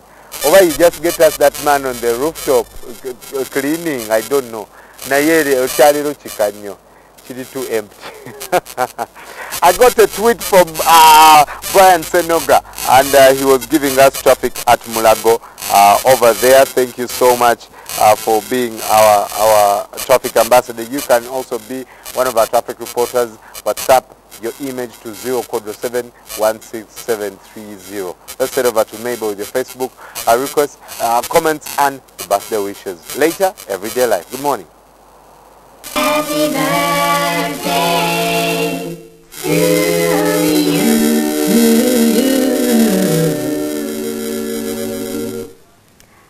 Well, you're still watching Morning at NTV this Friday, and if you celebrate your birthday today, a very happy birthday to you. What could be better than having a birthday on such a beautiful Friday like this one? Well, to Becca Bogere, who went to Kampala International School, happy birthday to you, as well as Sandra Katende, a student at Makerere University, and Kella Roxy, who went through Makerere Highway College. Happy birthday to you. And a friend of mine, Val Muhereza, happy birthday to you too.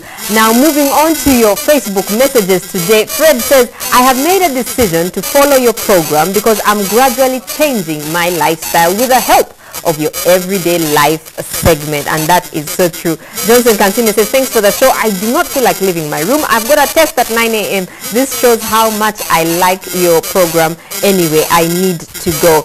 And then Evelyn Aguti says, you guys are the best. I always have to go to school at 8 a.m. but if the show is not done, I don't move anywhere. And Isaac is asking, why do we stick to the so-called Umeme company? Any company can take over because Umeme is not good enough and smart at their job. That is his opinion. He also thinks he thought Joel looked comfortable during the big story. Johnson says, good morning Uganda, good morning Gulu, thank you for tuning in.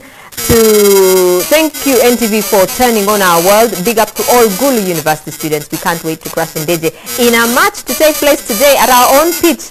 NTV, you guys rock. I think Dakaba and Brian and I will be talking about that match as well. Charles says, Umeme contract must be terminated because of the exaggerated bill, which is unreliable. One time we left for holiday, power wasn't in use. Unfortunately, the bill came higher than when it is in use. The reaction on complaining was removing the meter on the same billing. I don't know if it was to do them a favor.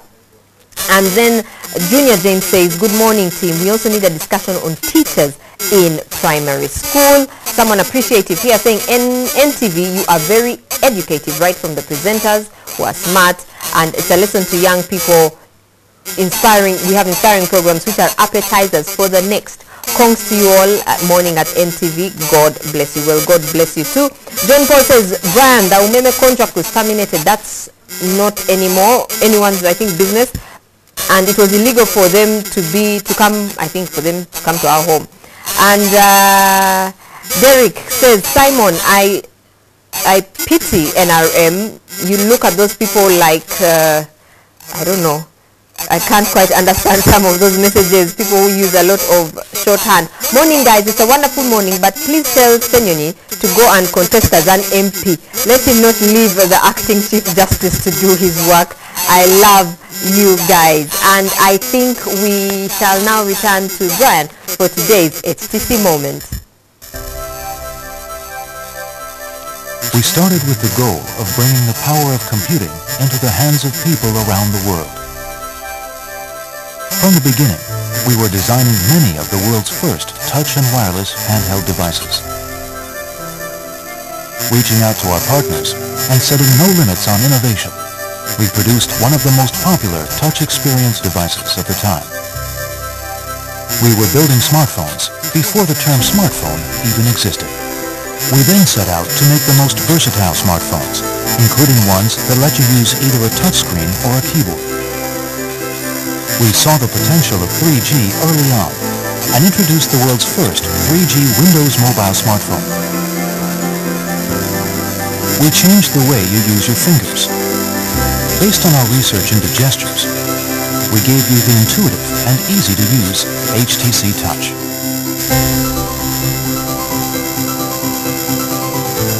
We then announced a new way for you to experience the internet with the world's first Google Android smartphone. To give you the most personal experience, we introduced HTC Sense, a user experience that fundamentally changes the way you use your phone by making things work the way you expect them to. We once more revolutionized the industry by launching the world's first 4G Android smartphone. We integrated Beats audio into our phones to deliver the most authentic sound experience, enabling people to finally feel the music the way the artist intended. We created a one-of-a-kind phone with an amazing camera that outperforms most point-and-shoot varieties.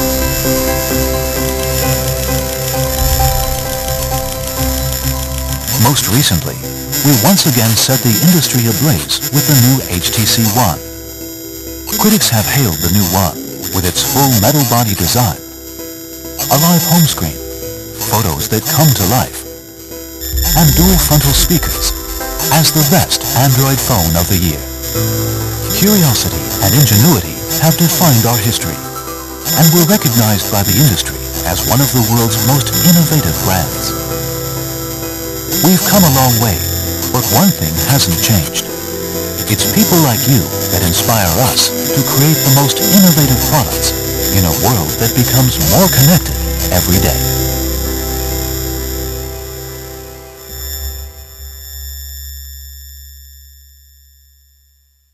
Beginning at 17 after 8, we're still at the rooftop of the Kampala Serena Hotel. Lots of activity here, and this morning I'm very, very excited about what we have on Everyday Life. Something, man, we only see it in the West, but now it's here, and all the badman and youngster appeared when you see this. What we are going to show you in a couple of minutes, but of course Everyday Life, powered by HTC, quietly brilliant. And on Monday we'll give you another set of questions, but head over to HTC Hub at the Forest Mall, grab the different models of phones from the HTC One Max, which I hold here, and you can also grab the HTC 300, 500, 600, and of course the HTC One Gold. And until Monday, when I have a brand new set of questions, most of you are inboxing me, Brian, when am I winning that HTC? You can also buy the HTC. They are cheaper, models. HTC Desire 300, which we've been giving out, is what? 600,000 shillings. It's a dual SIM, and not these dual SIMs that hang.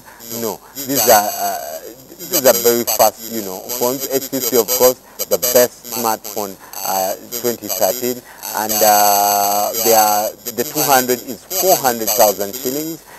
The HTC Desire One Max, which I hold, is very expensive, 2.5 million, but you can save up because the benefits are awesome. The features are definitely awesome. I'm telling you, I use this as my TV remote, so which is kind of cool. I can lock it, and when I go home, people watch TV when I'm there. They don't miss things as the studio, so I use this as my TV remote back at home. Alright, until Monday, we'll give you another set of questions so that you win.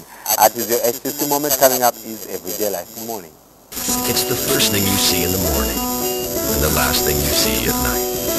It stresses you out. It calms you down. It helps you remember. It helps you forget. It keeps you connected. It's the only thing you own that is always within an arm's reach. Which is why you don't need to get a phone. You need a phone that gets you. And you.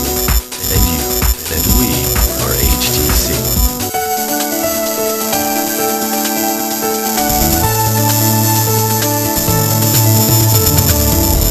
Everyday Life is brought to you by... And we are HTC.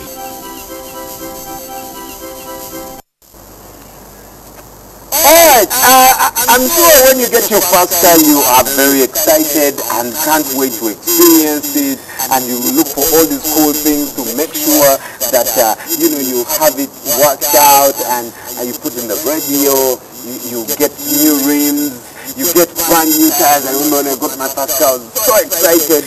I even went and they resprayed it. I got a car for the seats. This like the Subaru. Okay, there were Subaru car seats, car covers, seat covers in Ecosa. But I was very excited. And right now, There's one way you can add happiness to owning your car, and that is called pimping it up. Most of us know pimping from Exhibit, Pimp My Ride, but today, Namonye will pimp you up. And before we get to do that, take a look at his profile.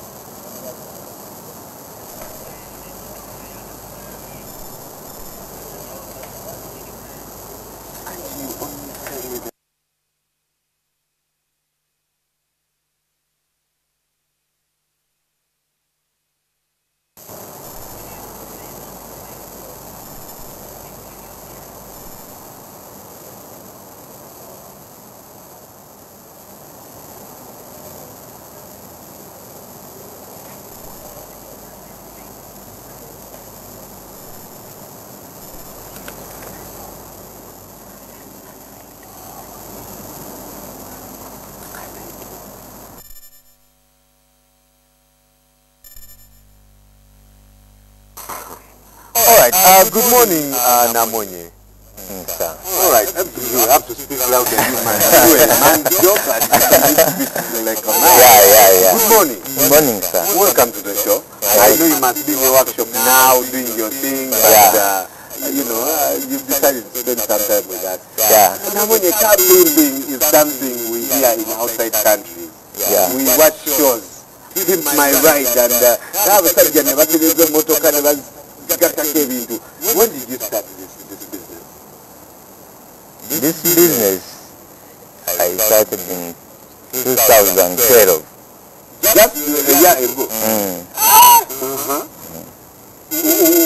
What made you start it? What you were around to category? Just what made me to start?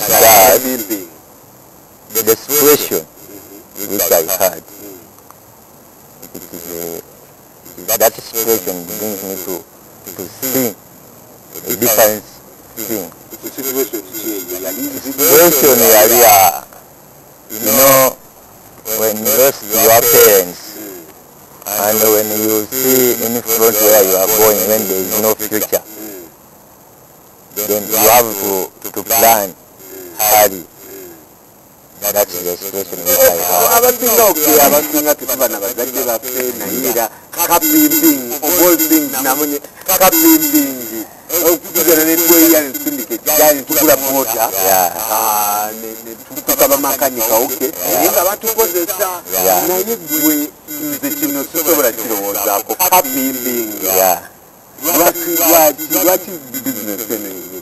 Business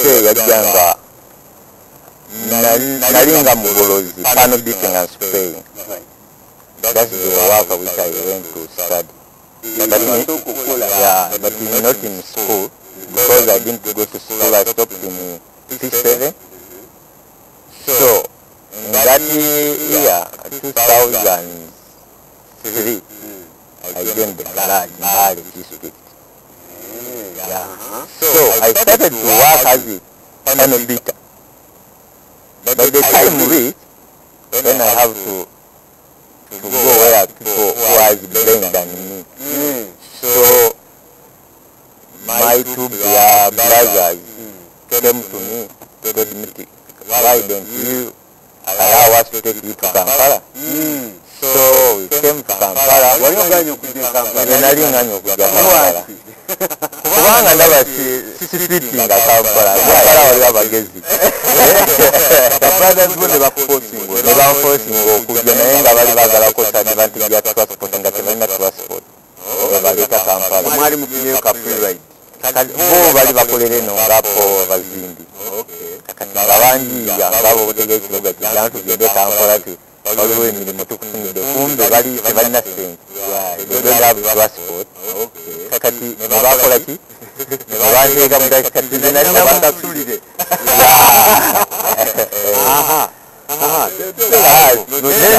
Nenzija Kampala, Entebbe eyo, bali basula mu nyumba, they had a house, small house, single, nga babaleetinga, ne babagoba nga tebalina ssente. Tebabagoba tebangamba tebatugobye tebalina ssente. But you had money? I had money, small money like... Wow, that was a lot of money in 2003. Kakao nenkola kine nebanga tugende Kamotya waliwo enyumba gitufunye Kamotya. And there is a worker there which we are going to give you to start. It's okay. You go. Tujja Kamotya. Otatukawo Kamotya. Nebanzirukako. Olidde. Nebanzirukako nebanteekaawo okukubaawo. I had no passion here, no fame, no connection. Naye nalina uncle wange gwe baazaala nga siriiwo. Simumanyi simulabangako. My uncle yali abeera Banda. Kati nentambula navuza taxi stage ya Banda bantwala bandeka Ntinda. Bantwala Banda ku stage. Nentambula. Good luck namulaba ekifaananyi. Nendaba nenzikibwa waka gye nvudde waka. Nendaba uncle. Did you join the garage after? No. That period, and the uncle that is very day chased me away. Nearly away with dogs. I slept with dogs outside. And the following day, I called my friend called the Dada Basa. The Dada Kola Eseka. Ega kuzaga binini. Abage namulaba nebampa omulimu ogw'okuzimba.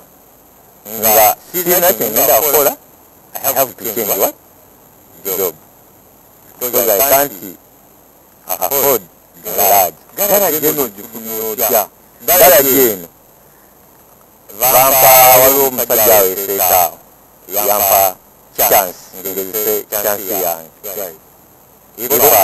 Pardon me. Yeah. So I started that day, that year, it was 2000, is it? 2005. Kati nze yampa chance. Nagikozesa. Kati nolera Benz.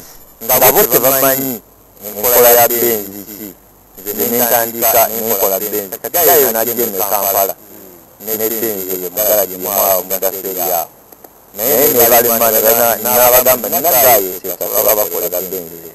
Ne bandeeta efubo lyange linyinyiza kati Kampala katandika okuyingira tandika pimpi.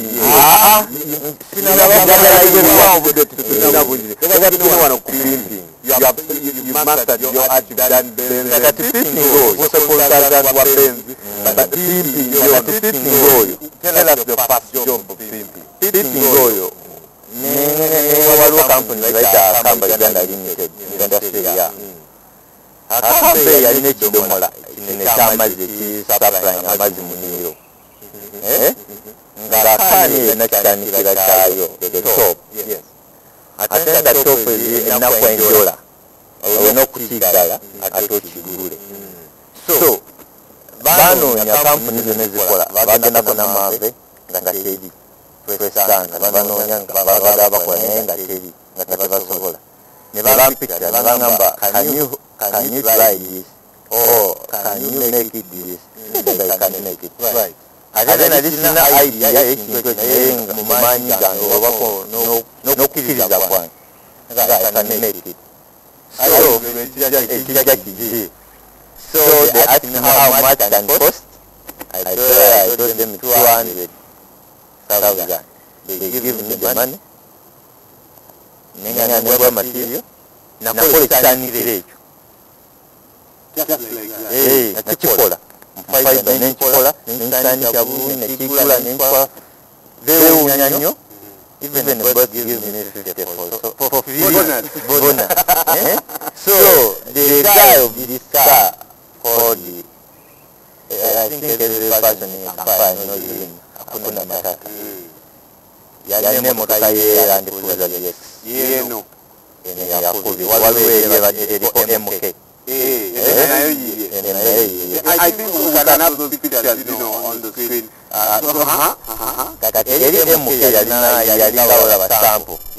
Kuba yegayo nalimu kimwagalako Mukama mw'omukisa. Kuba yatuzibudde amaaso.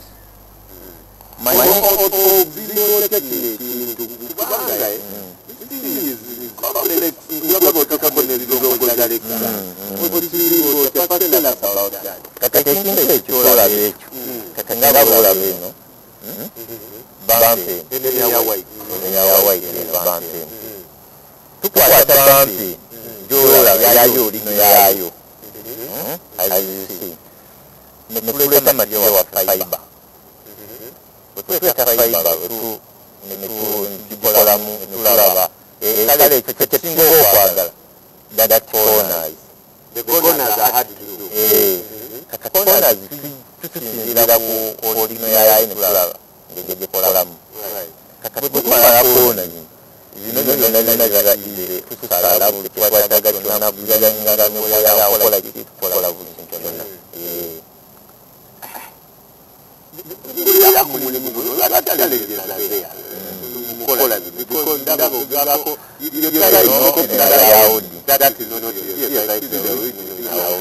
just add parts what exactly do you do? It's like how can I say nickel or hearing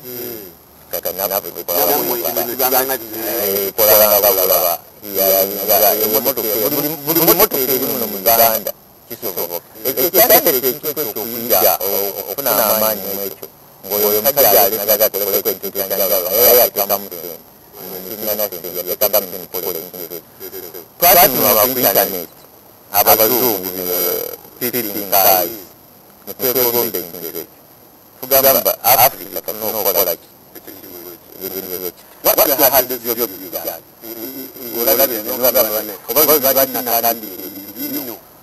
kebitambula mukukola ekintu kimu bwekintu olaba bibiri beno obanga tona bumwenyekiriza odimala kanamuna wiki namba nekiwundu bibiri beno one way kubanga onokunyina machine ovi I use my hand. I don't have my machine.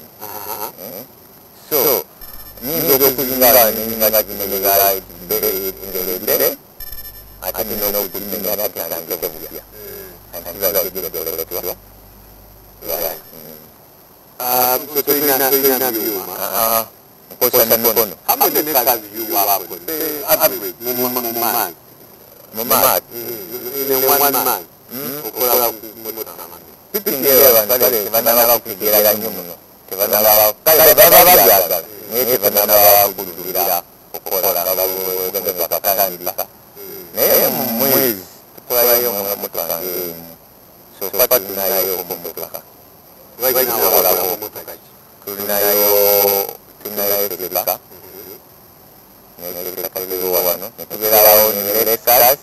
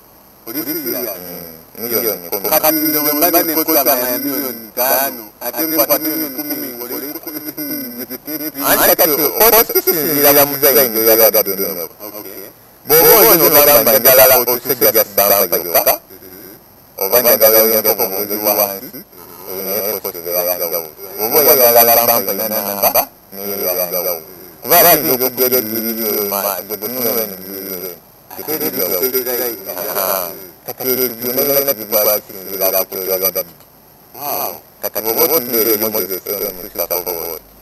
Wala gandu kati eno bobo tunga keke gandu kuja na bobo. Wala gari ko. Nemo mama kati. Tuba nganda tulinga ya mfaji na bobo kaka ya alamu. Na tuba kaka ya alamu. Kaka bobo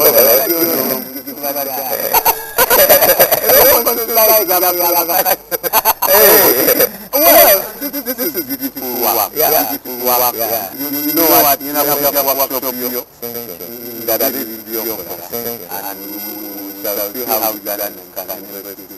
Well, captain is something that you maybe have thought about, but I want that you can, go into. Some of you put abilities on your car. So go and do something more brilliant. Namoni will share his contact on our Facebook page and Twitter, and you can go and 200,000 design. 200,000 design. I can make it. Wow. Namoni.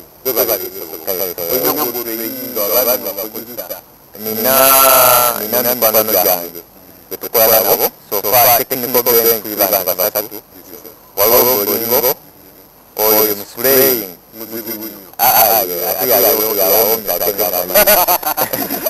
Well, it's marketing is definitely one of the things that sports doesn't have, but what we have this morning. This jacket is like I have earrings, and if you watch the boots that players wear these days, they look at what they wear in the 90s when they're only black and white. They wear orange, they wear green, they wear all kinds of things. The jackets are slimmer, they're not as big as the short, now they're longer. That's what has changed. So even sportsmen are getting things, but as they get this, Arsenal will be traveling Everton this Sunday with Aram Kalangaba. Could tell me about that. It's also the final for the Friday night lights. And the IC World 2020, the second semi-final is on today, after Sri Lanka beat up West Indies. That and more when we get back. Well, we'll catch you in about 2 minutes with the sports update with Ismail Mego and I. Stay with us.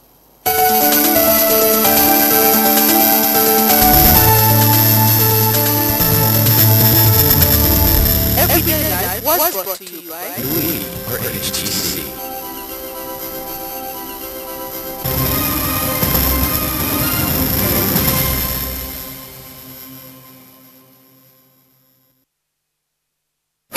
Welcome to Cash with Orange. Play and win up to 100 million shillings. Simply SMS the word win to 156. Ask a simple question and earn the highest points to win. Win 300,000 shillings daily. Win 750,000 shillings weekly. Win 2.5 million shillings monthly. And win a grand prize of 25 million shillings.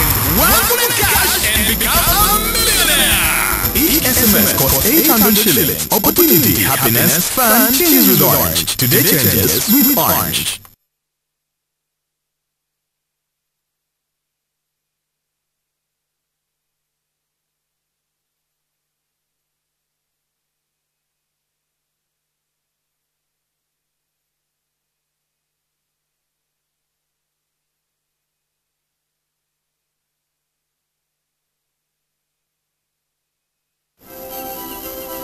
Every idea we have begins with you.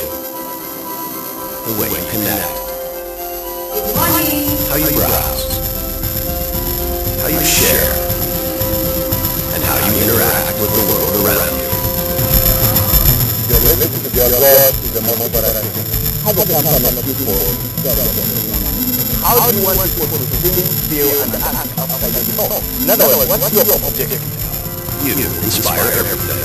Because in the end, innovation doesn't really matter unless it does something that really matters to you.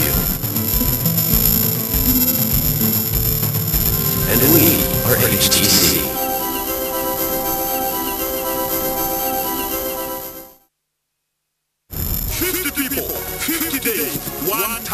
An incredible journey of 10,000 kilometers to deliver a taste of home to Humphrey Kayange in London. A journey you can be part of.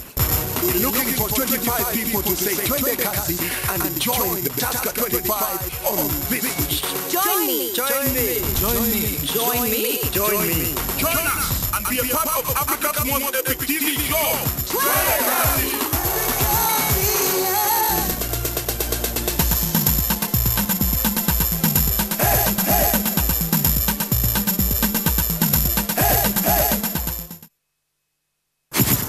a wife who you got through the office will be very insecure about you working in another place. Always hands up, don't hands down.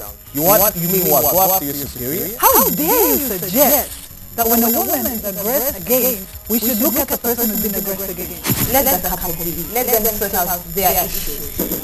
When they need you, then you come in. Prostitution is being given a new brand. All I know is that I connect people. Let's not choose to open our lips and do whatever our urge is, because I don't think that an urge is stronger than your will to say no. People attach a lot of questions, shame to HIV. I do not believe that when you wear short dress you should be around. Marrying your wife is like having a one sex. Anytime you come, you must have. You raise a population that has no clue how to be man. Can you bring out a quality family? I don't get married for my family. Men, every Wednesday only on NTV.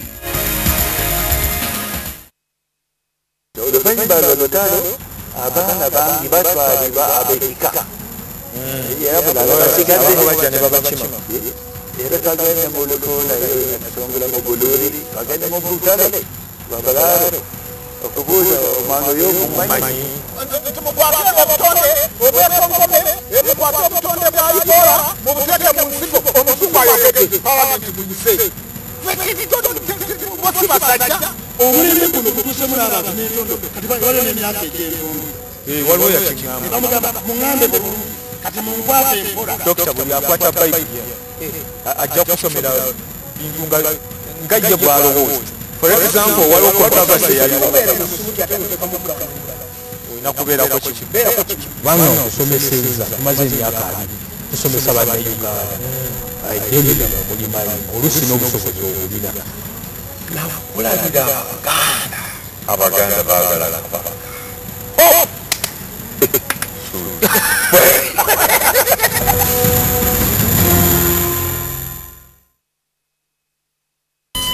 Running out of airtime can happen to anyone. The next time you recharge, simply dial *161# to get going again. On the next episode of Jazz with Isaiah.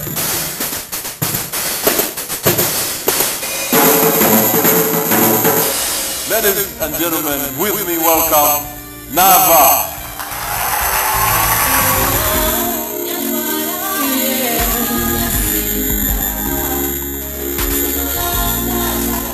Soul's trouble. We have bodies here. Everyone has a body, but the souls have a some kind of connection. Like someone told me that I think I've lived for 100 years or something.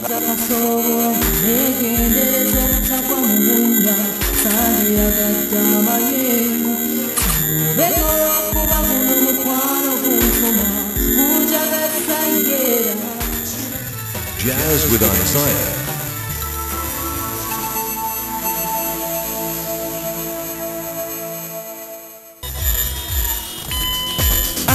We know that running out of airtime can happen to anyone. That's why we give you Wetase. Simply dial *161# to get going again. Convenience changes with Orange. Today, changes with Orange.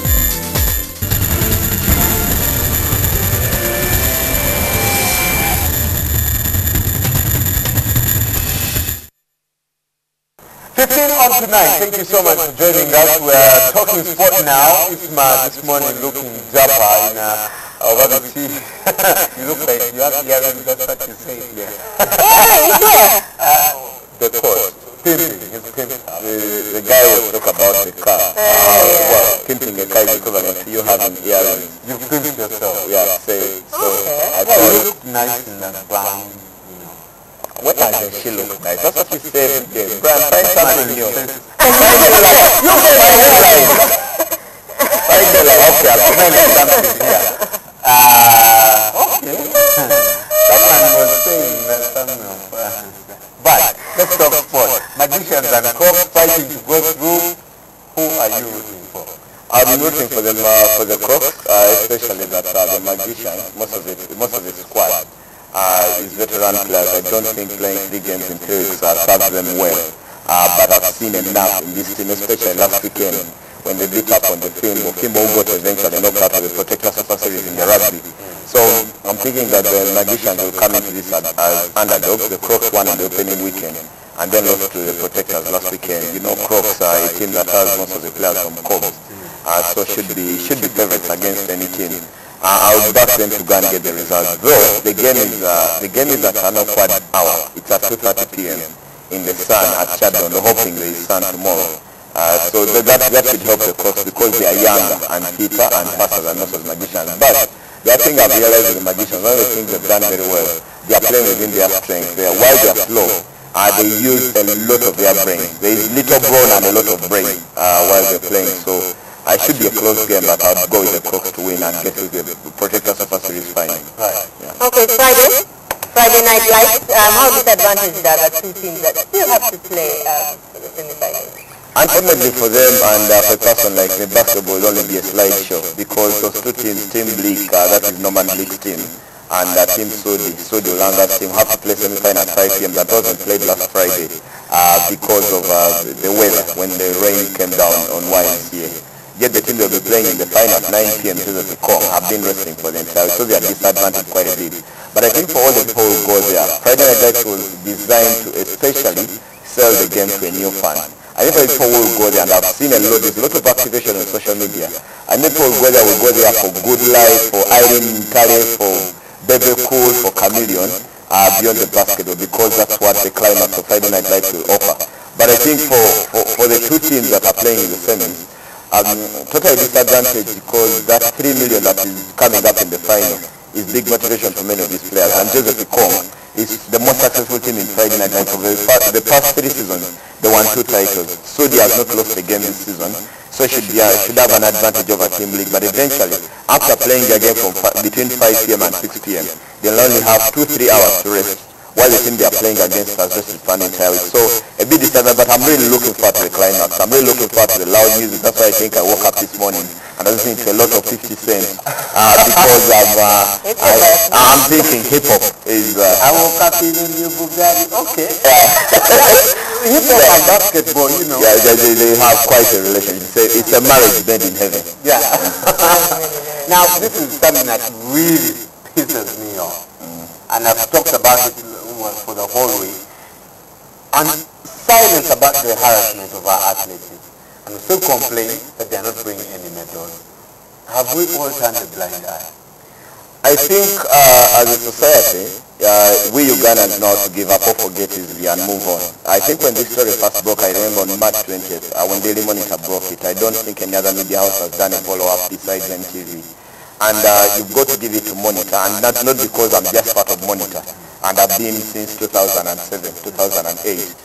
Is that they've kept the fire about this entire story going, because there have been so many lies that have been told ever since that story broke of the sexual harassment of the girls.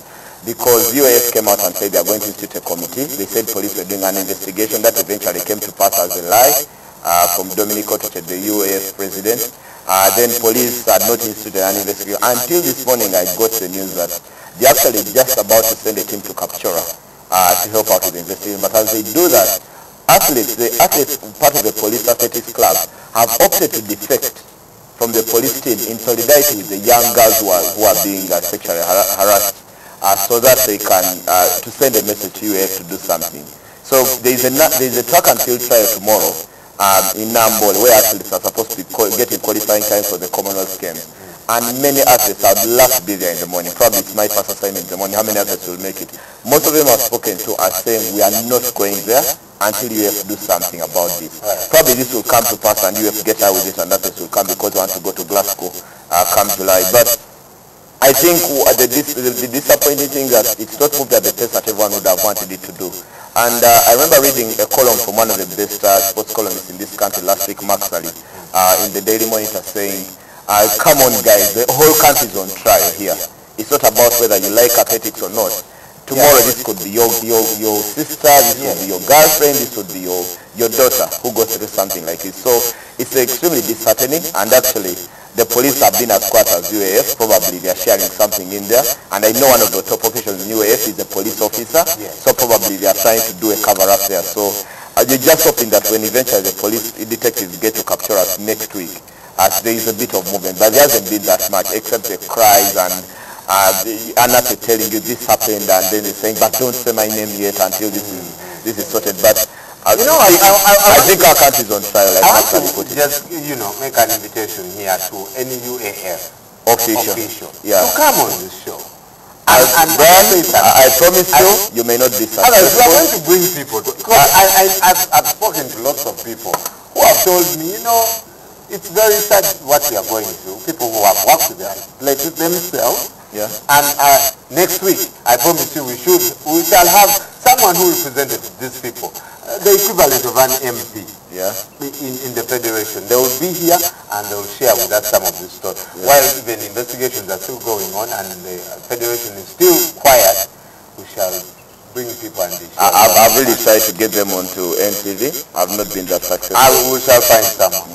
Okay, your team lost yesterday. You were rooting for Pakistan. Or West Indies. West Indies. Sri Lanka beat them. Thanks to the sandstorm in Bangladesh, because the game had to end when the weather changed that much, because everyone had to be actually evacuated from the stadium after Sri Lanka had busted first and posted 160 for 6. West Indies, their chase was stuttering, but they still had Darren Sammy to come, who for me is the best finisher in the game.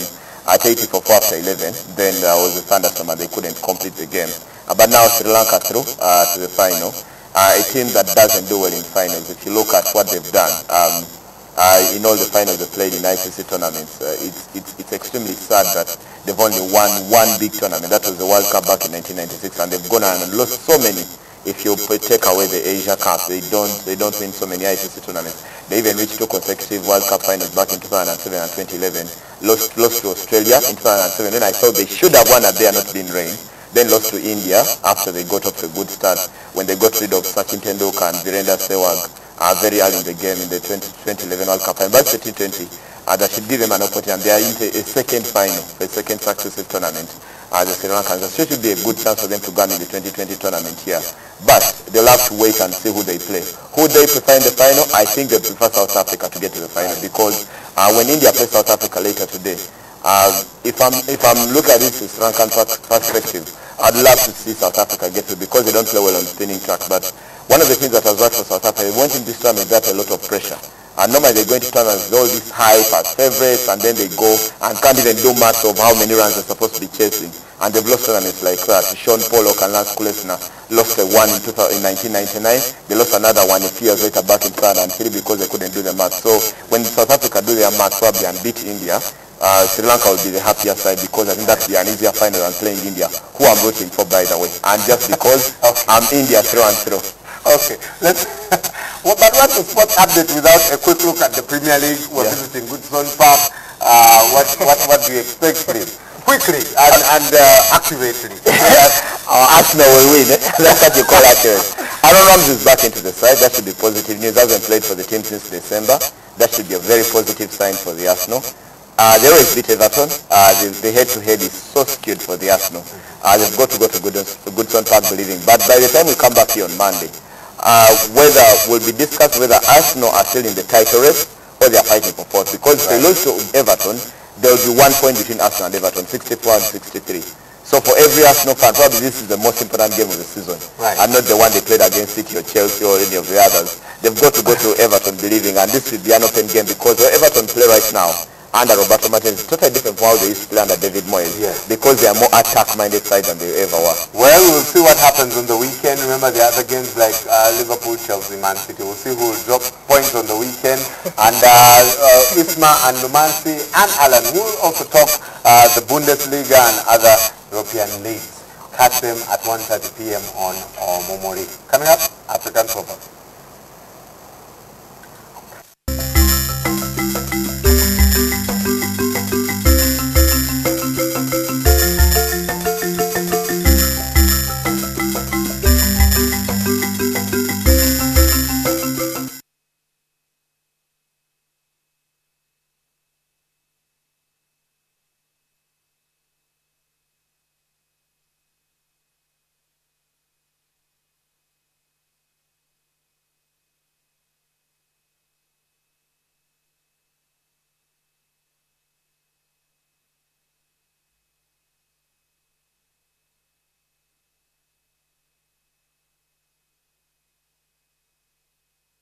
By the roadside, and one who marries a pretty woman shares the same problem. Mabel is a loss for words. But when you have your grapes by the roadside, everyone will see them and admire them. It's the same way if you have a beautiful woman in your home. Everyone will see them and admire. But where do you draw the line between beauty and not beauty? Where is beauty and not beautiful? And they say because beauty lies in the hands of the beholder. Problem.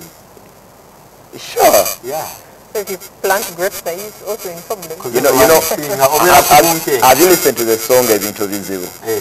The guy sings at some point and says, ndaba bannalulungi bangi, but sirabyeyo Miss Uganda gwe bakubye embaga. Yeah. But Miss Uganda tebabakuba mbaga. Most beautiful girls don't end up even not getting married. What's that? Thank you, Brian. Your wife is very pretty. That is married. Yes, so why are you saying most?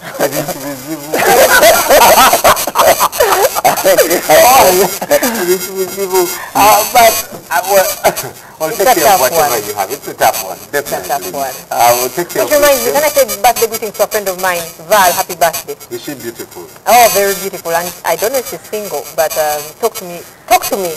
All right, we had 2 months on air yesterday, and we thank you so much for supporting us, and we hope that the next month will also be awesome, changing the face of breakfast television. And future again, I think we still have more things up our sleeves. The more than some people are saying, but in 1 month we just want with them. Who tells you? Hey, we have the baddest directors. Shout out to Harriet, who is always telling me, Brian, and Charles Down, and meet Emma Teko, the camera guys, engineer Andrea. Thank you so much, guys, for the hard work, and of course, Morris Mugisha down at the newsroom. We'll catch you on Monday. Don't drink and drive. Mwekume. Bye-bye.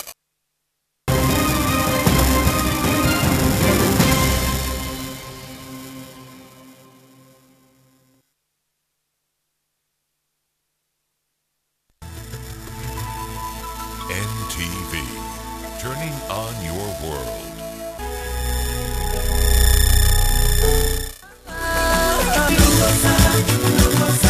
The task that we had ahead of us was to transform Kampala, take it from where it had fallen for so many years and create a city that we can all be proud of. Right now we are in the process of recruiting an international company to manage our solid waste right from production up to recycling and generation of power and recycling the garbage into other products. We are finishing the construction of Lubigi Channel, which is addressing the flooding in Bwaise. We have been able to construct a sewer line along Kafumbe-Mukasa Road. This sewer line has been very problematic and was preventing the rehabilitation of Kafumbe-Mukasa Road because it was always oozing sewage and it lies almost in the middle of the road. This road is expected to be handed over in March this year.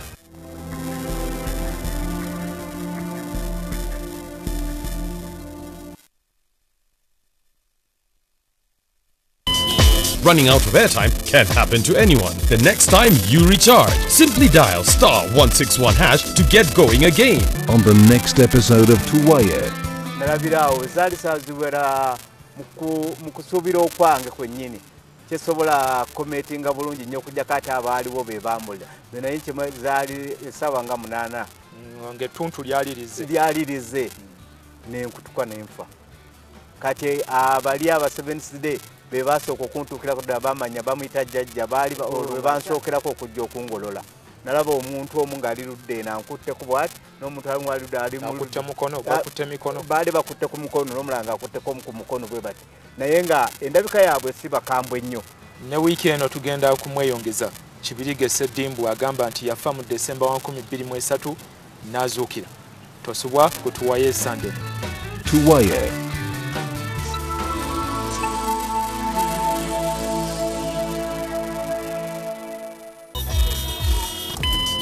At Orange, we know that running out of airtime can happen to anyone. That's why we bring you Wetase. Simply dial *161# to get going again. Convenience changes with Orange. Today changes with Orange.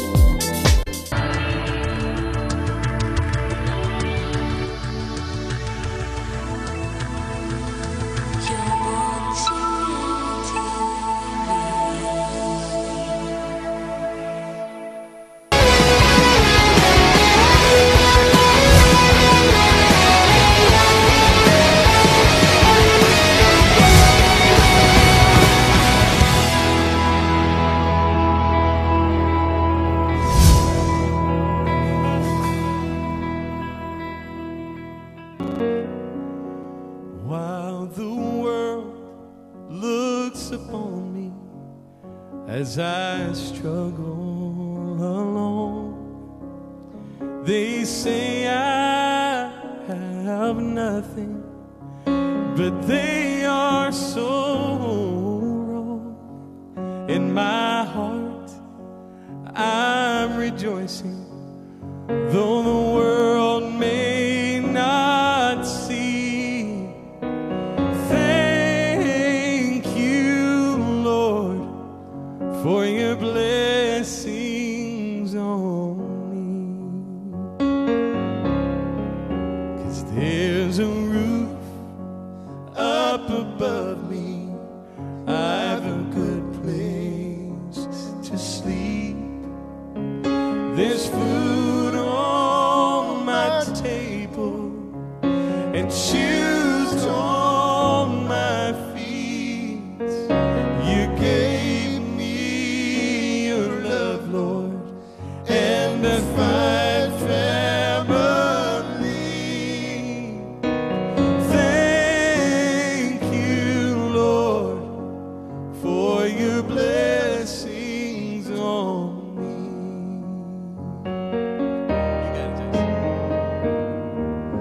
No, I'm not wealthy. These clothes, they're not new. I don't have much money, but Lord, I have you, and that's all that matters. Though the world may not see. Thank you, Lord, for your blessings on me. There's a roof up above me, I've a good place to sleep. There's food on my table and shoes on my feet. You gave me your love, Lord, and a fine family. Thank you, Lord, for your blessings on me. Take it. Sing it. Thank you, Lord, for your blessings on me.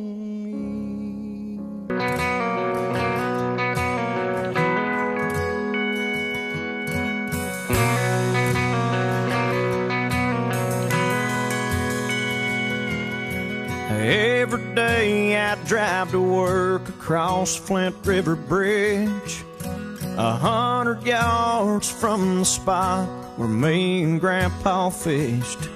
There's a piece of his old fruit stand on the side of Sawmill Road. He'd be there peeling peaches if it was 20 years ago. And what I wouldn't give to ride around in that old truck with him. If heaven wasn't so far away, I'd pack up the kids and go for the day. Introduce them to their grandpa, watch them laugh at the way he talked. Find my long-lost cousin John, the one we left back in Vietnam. Show him a picture of his daughter now. She's She's a doctor and he'd be proud. Tell him we'd be back in a couple of days. In the rearview mirror, we'd all watch him wave. Yeah, losing them wouldn't be so hard to take if heaven wasn't so far away.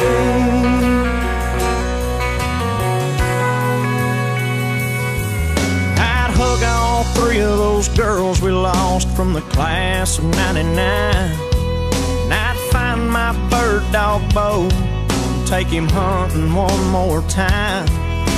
I asked Hank why he took those pills back in '53, and Janice to sing the second verse of me and Bobby McGee. Sit on a cloud and visit for a while. It'd do me good just to see them smile. If heaven wasn't so far away, I'd pack up the kids and go for the day. Introduce them to their grandpa, watch them laugh at the way he talked. Find my long lost cousin John, the one we left back in Vietnam. Show him a picture of his daughter now. She's a doctor and he'd be proud. Tell him we'd be back in a couple of days. In the rearview mirror, we'd all watch him wave. Yeah, losing them wouldn't be so hard to take if heaven wasn't so far. If heaven wasn't so far. If heaven wasn't so far away.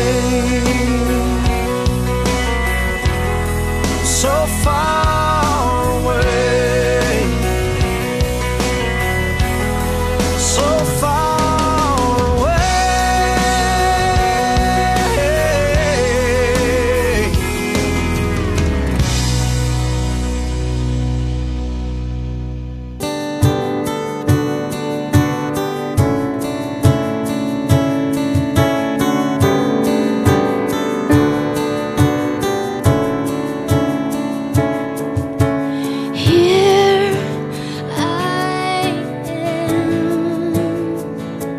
Just for you, only you.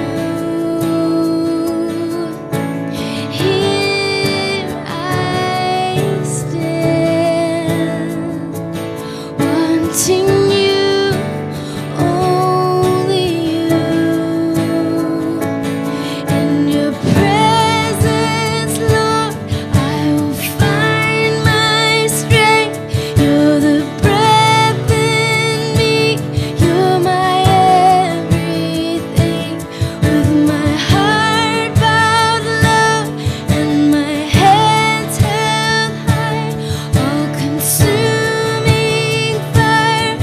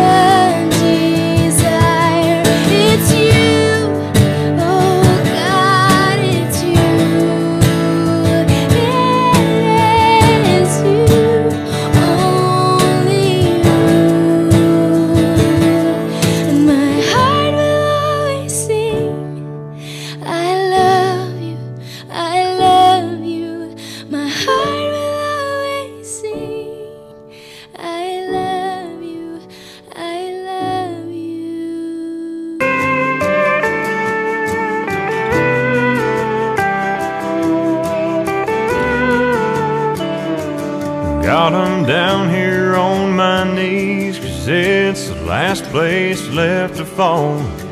Begging for another chance, if there's any chance at all, that you might still be listening, loving and forgiving guys like me.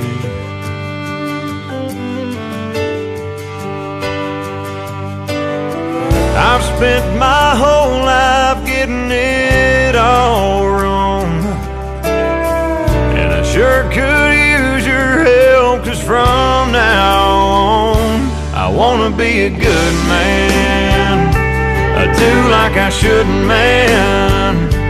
I wanna be the kind of man the mirror likes to see. I wanna be a strong man and admit that I was wrong, man. God, I'm asking you to come change me into the man I wanna be.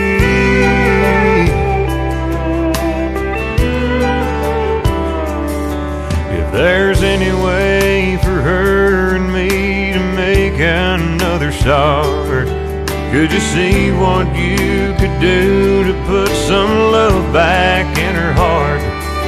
'Cause it's gonna take a miracle, after all I've done, to really make her see that I wanna be a stay man, I wanna be a brave man, I wanna be the kind of man she sees in her dreams.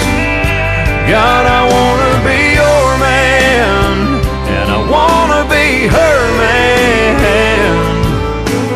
God, I only hope she still believes in the man I wanna be. Well, I know this late at night the talk is cheap,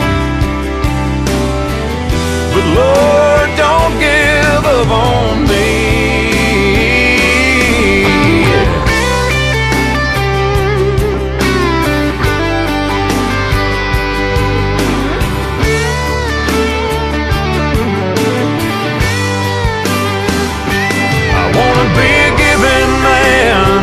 I wanna really start living, man.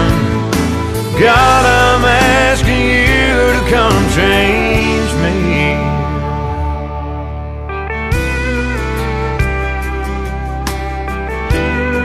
into the man I wanna be.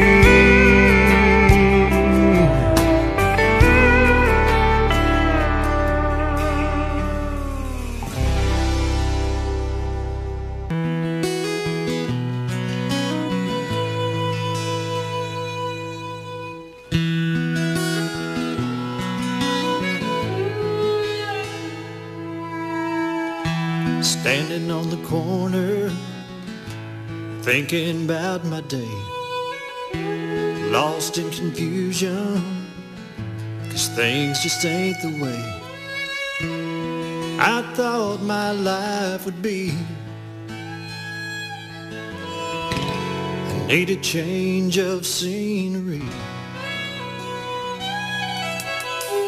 When an old man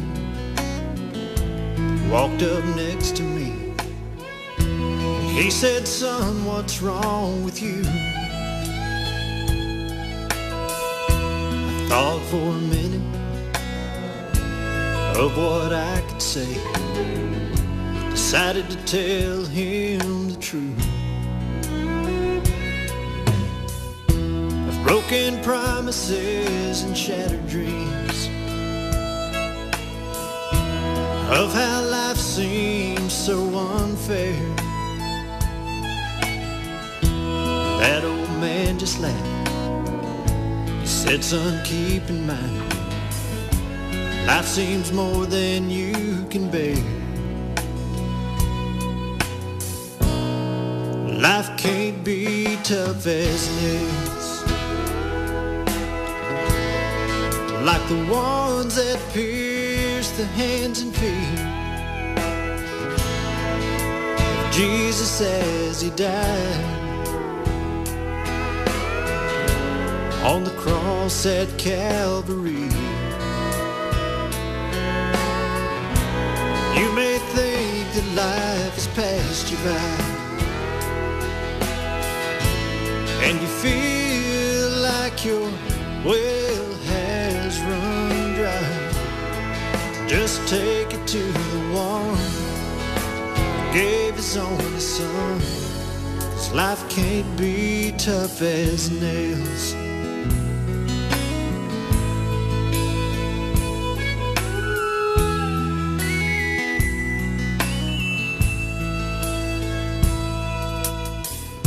I stood there thinking of what he had to say.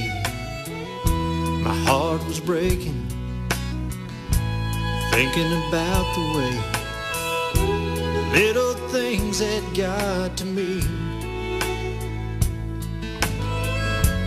Then a smile came over me. I turned to thank that man, and he was gone.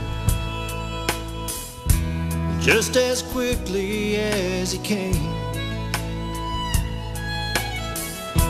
I don't know where he went, I only know I'll never look at things the same. 'Cause life can't be tough as nails, like the ones that pierce the hands and feet of Jesus as he died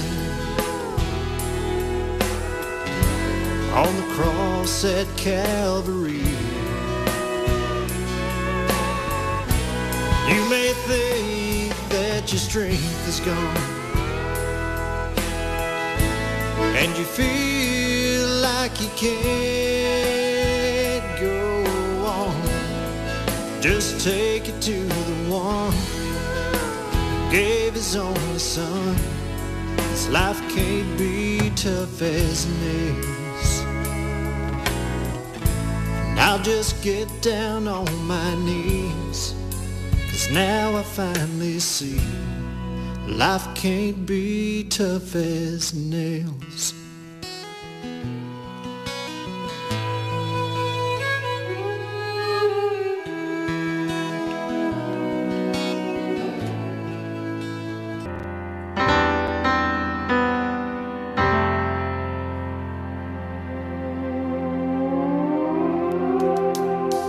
Hey, this is God.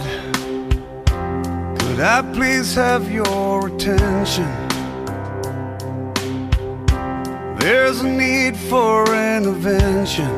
Man, I'm disappointed in what I'm seeing. Yeah, this is God. You fight each other in my name.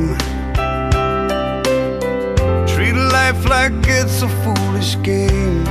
Well, I say you've got the wrong idea. Oh, all I'm asking for is love.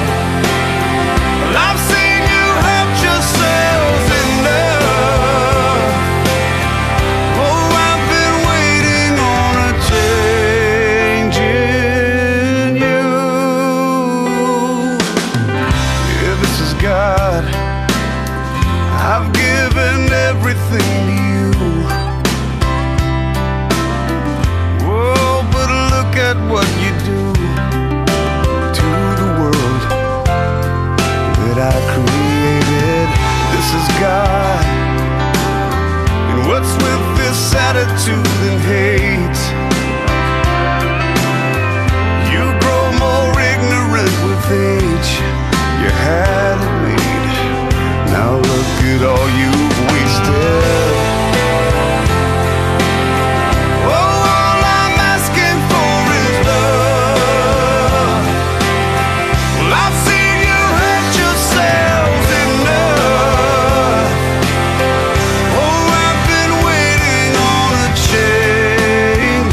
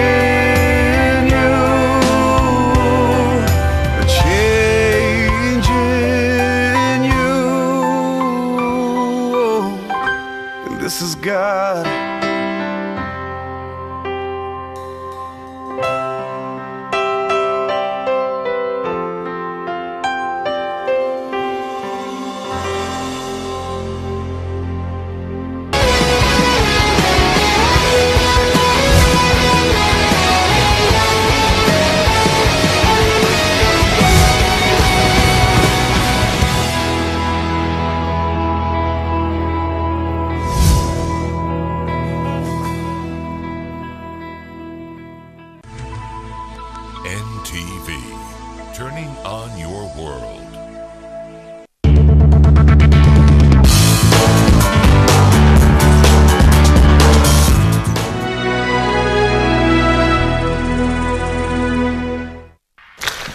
Smelling nice and being tough can go together. The freshness of fabric conditioner is now combined with the best ever stain removal of Omo. New Omo, best ever stain removal with fabric conditioner freshness.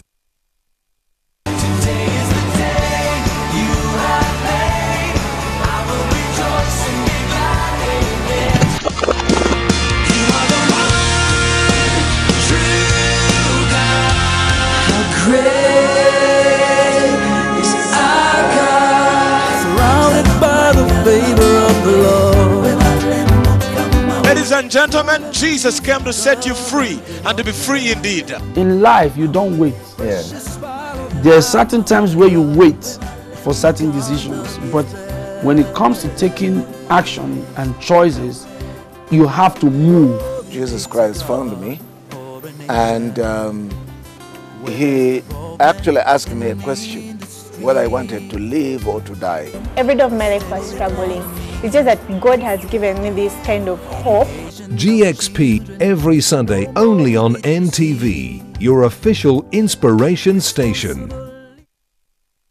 12 beautiful girls all looking for love, and we guarantee that each one of them will go out on a date. But will it work out?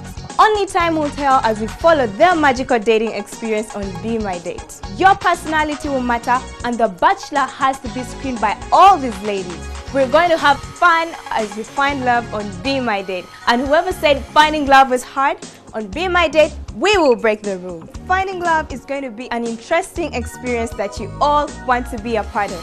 Be My Date is a brand new dating show that is a must-watch on the station that turns on your world. My name is Anissa Fabiola and I'll be your host.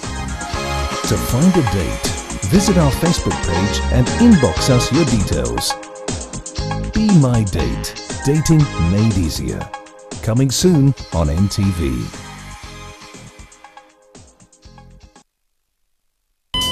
Running out of airtime can happen to anyone. The next time you recharge, simply dial *161# to get going again. On the next episode of Kitchen Delight. This week on Kitchen Delight, I don't want you to miss my spatchcock chicken. So my chicken is dressed. Oh my goodness. Look at that. You see how it's opening and spreading? That is what I want. You see how it's opening and spreading? That is what I want. Put one there. It is finished and garnished with oranges and gooseberries. It is very delicious. It is happening here on NTV on Sunday at 4:30 p.m. Kitchen Delight.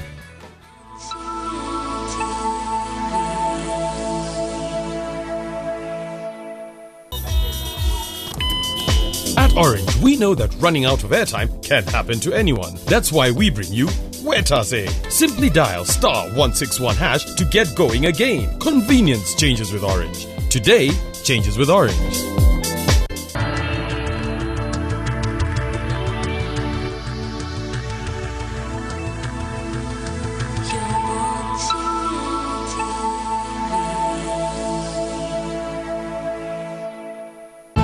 This program is rated PG. It is suitable for children ages 8 and above, but parental guidance is advised as it might contain mild violence and mature situations.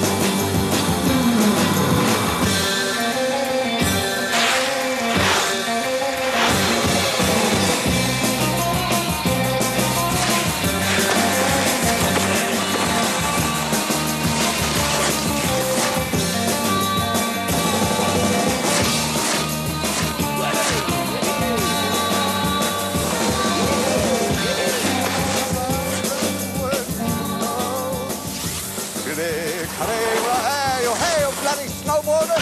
Don't you know there's a sign here, you little buggers? You're not supposed to be a snowboarder.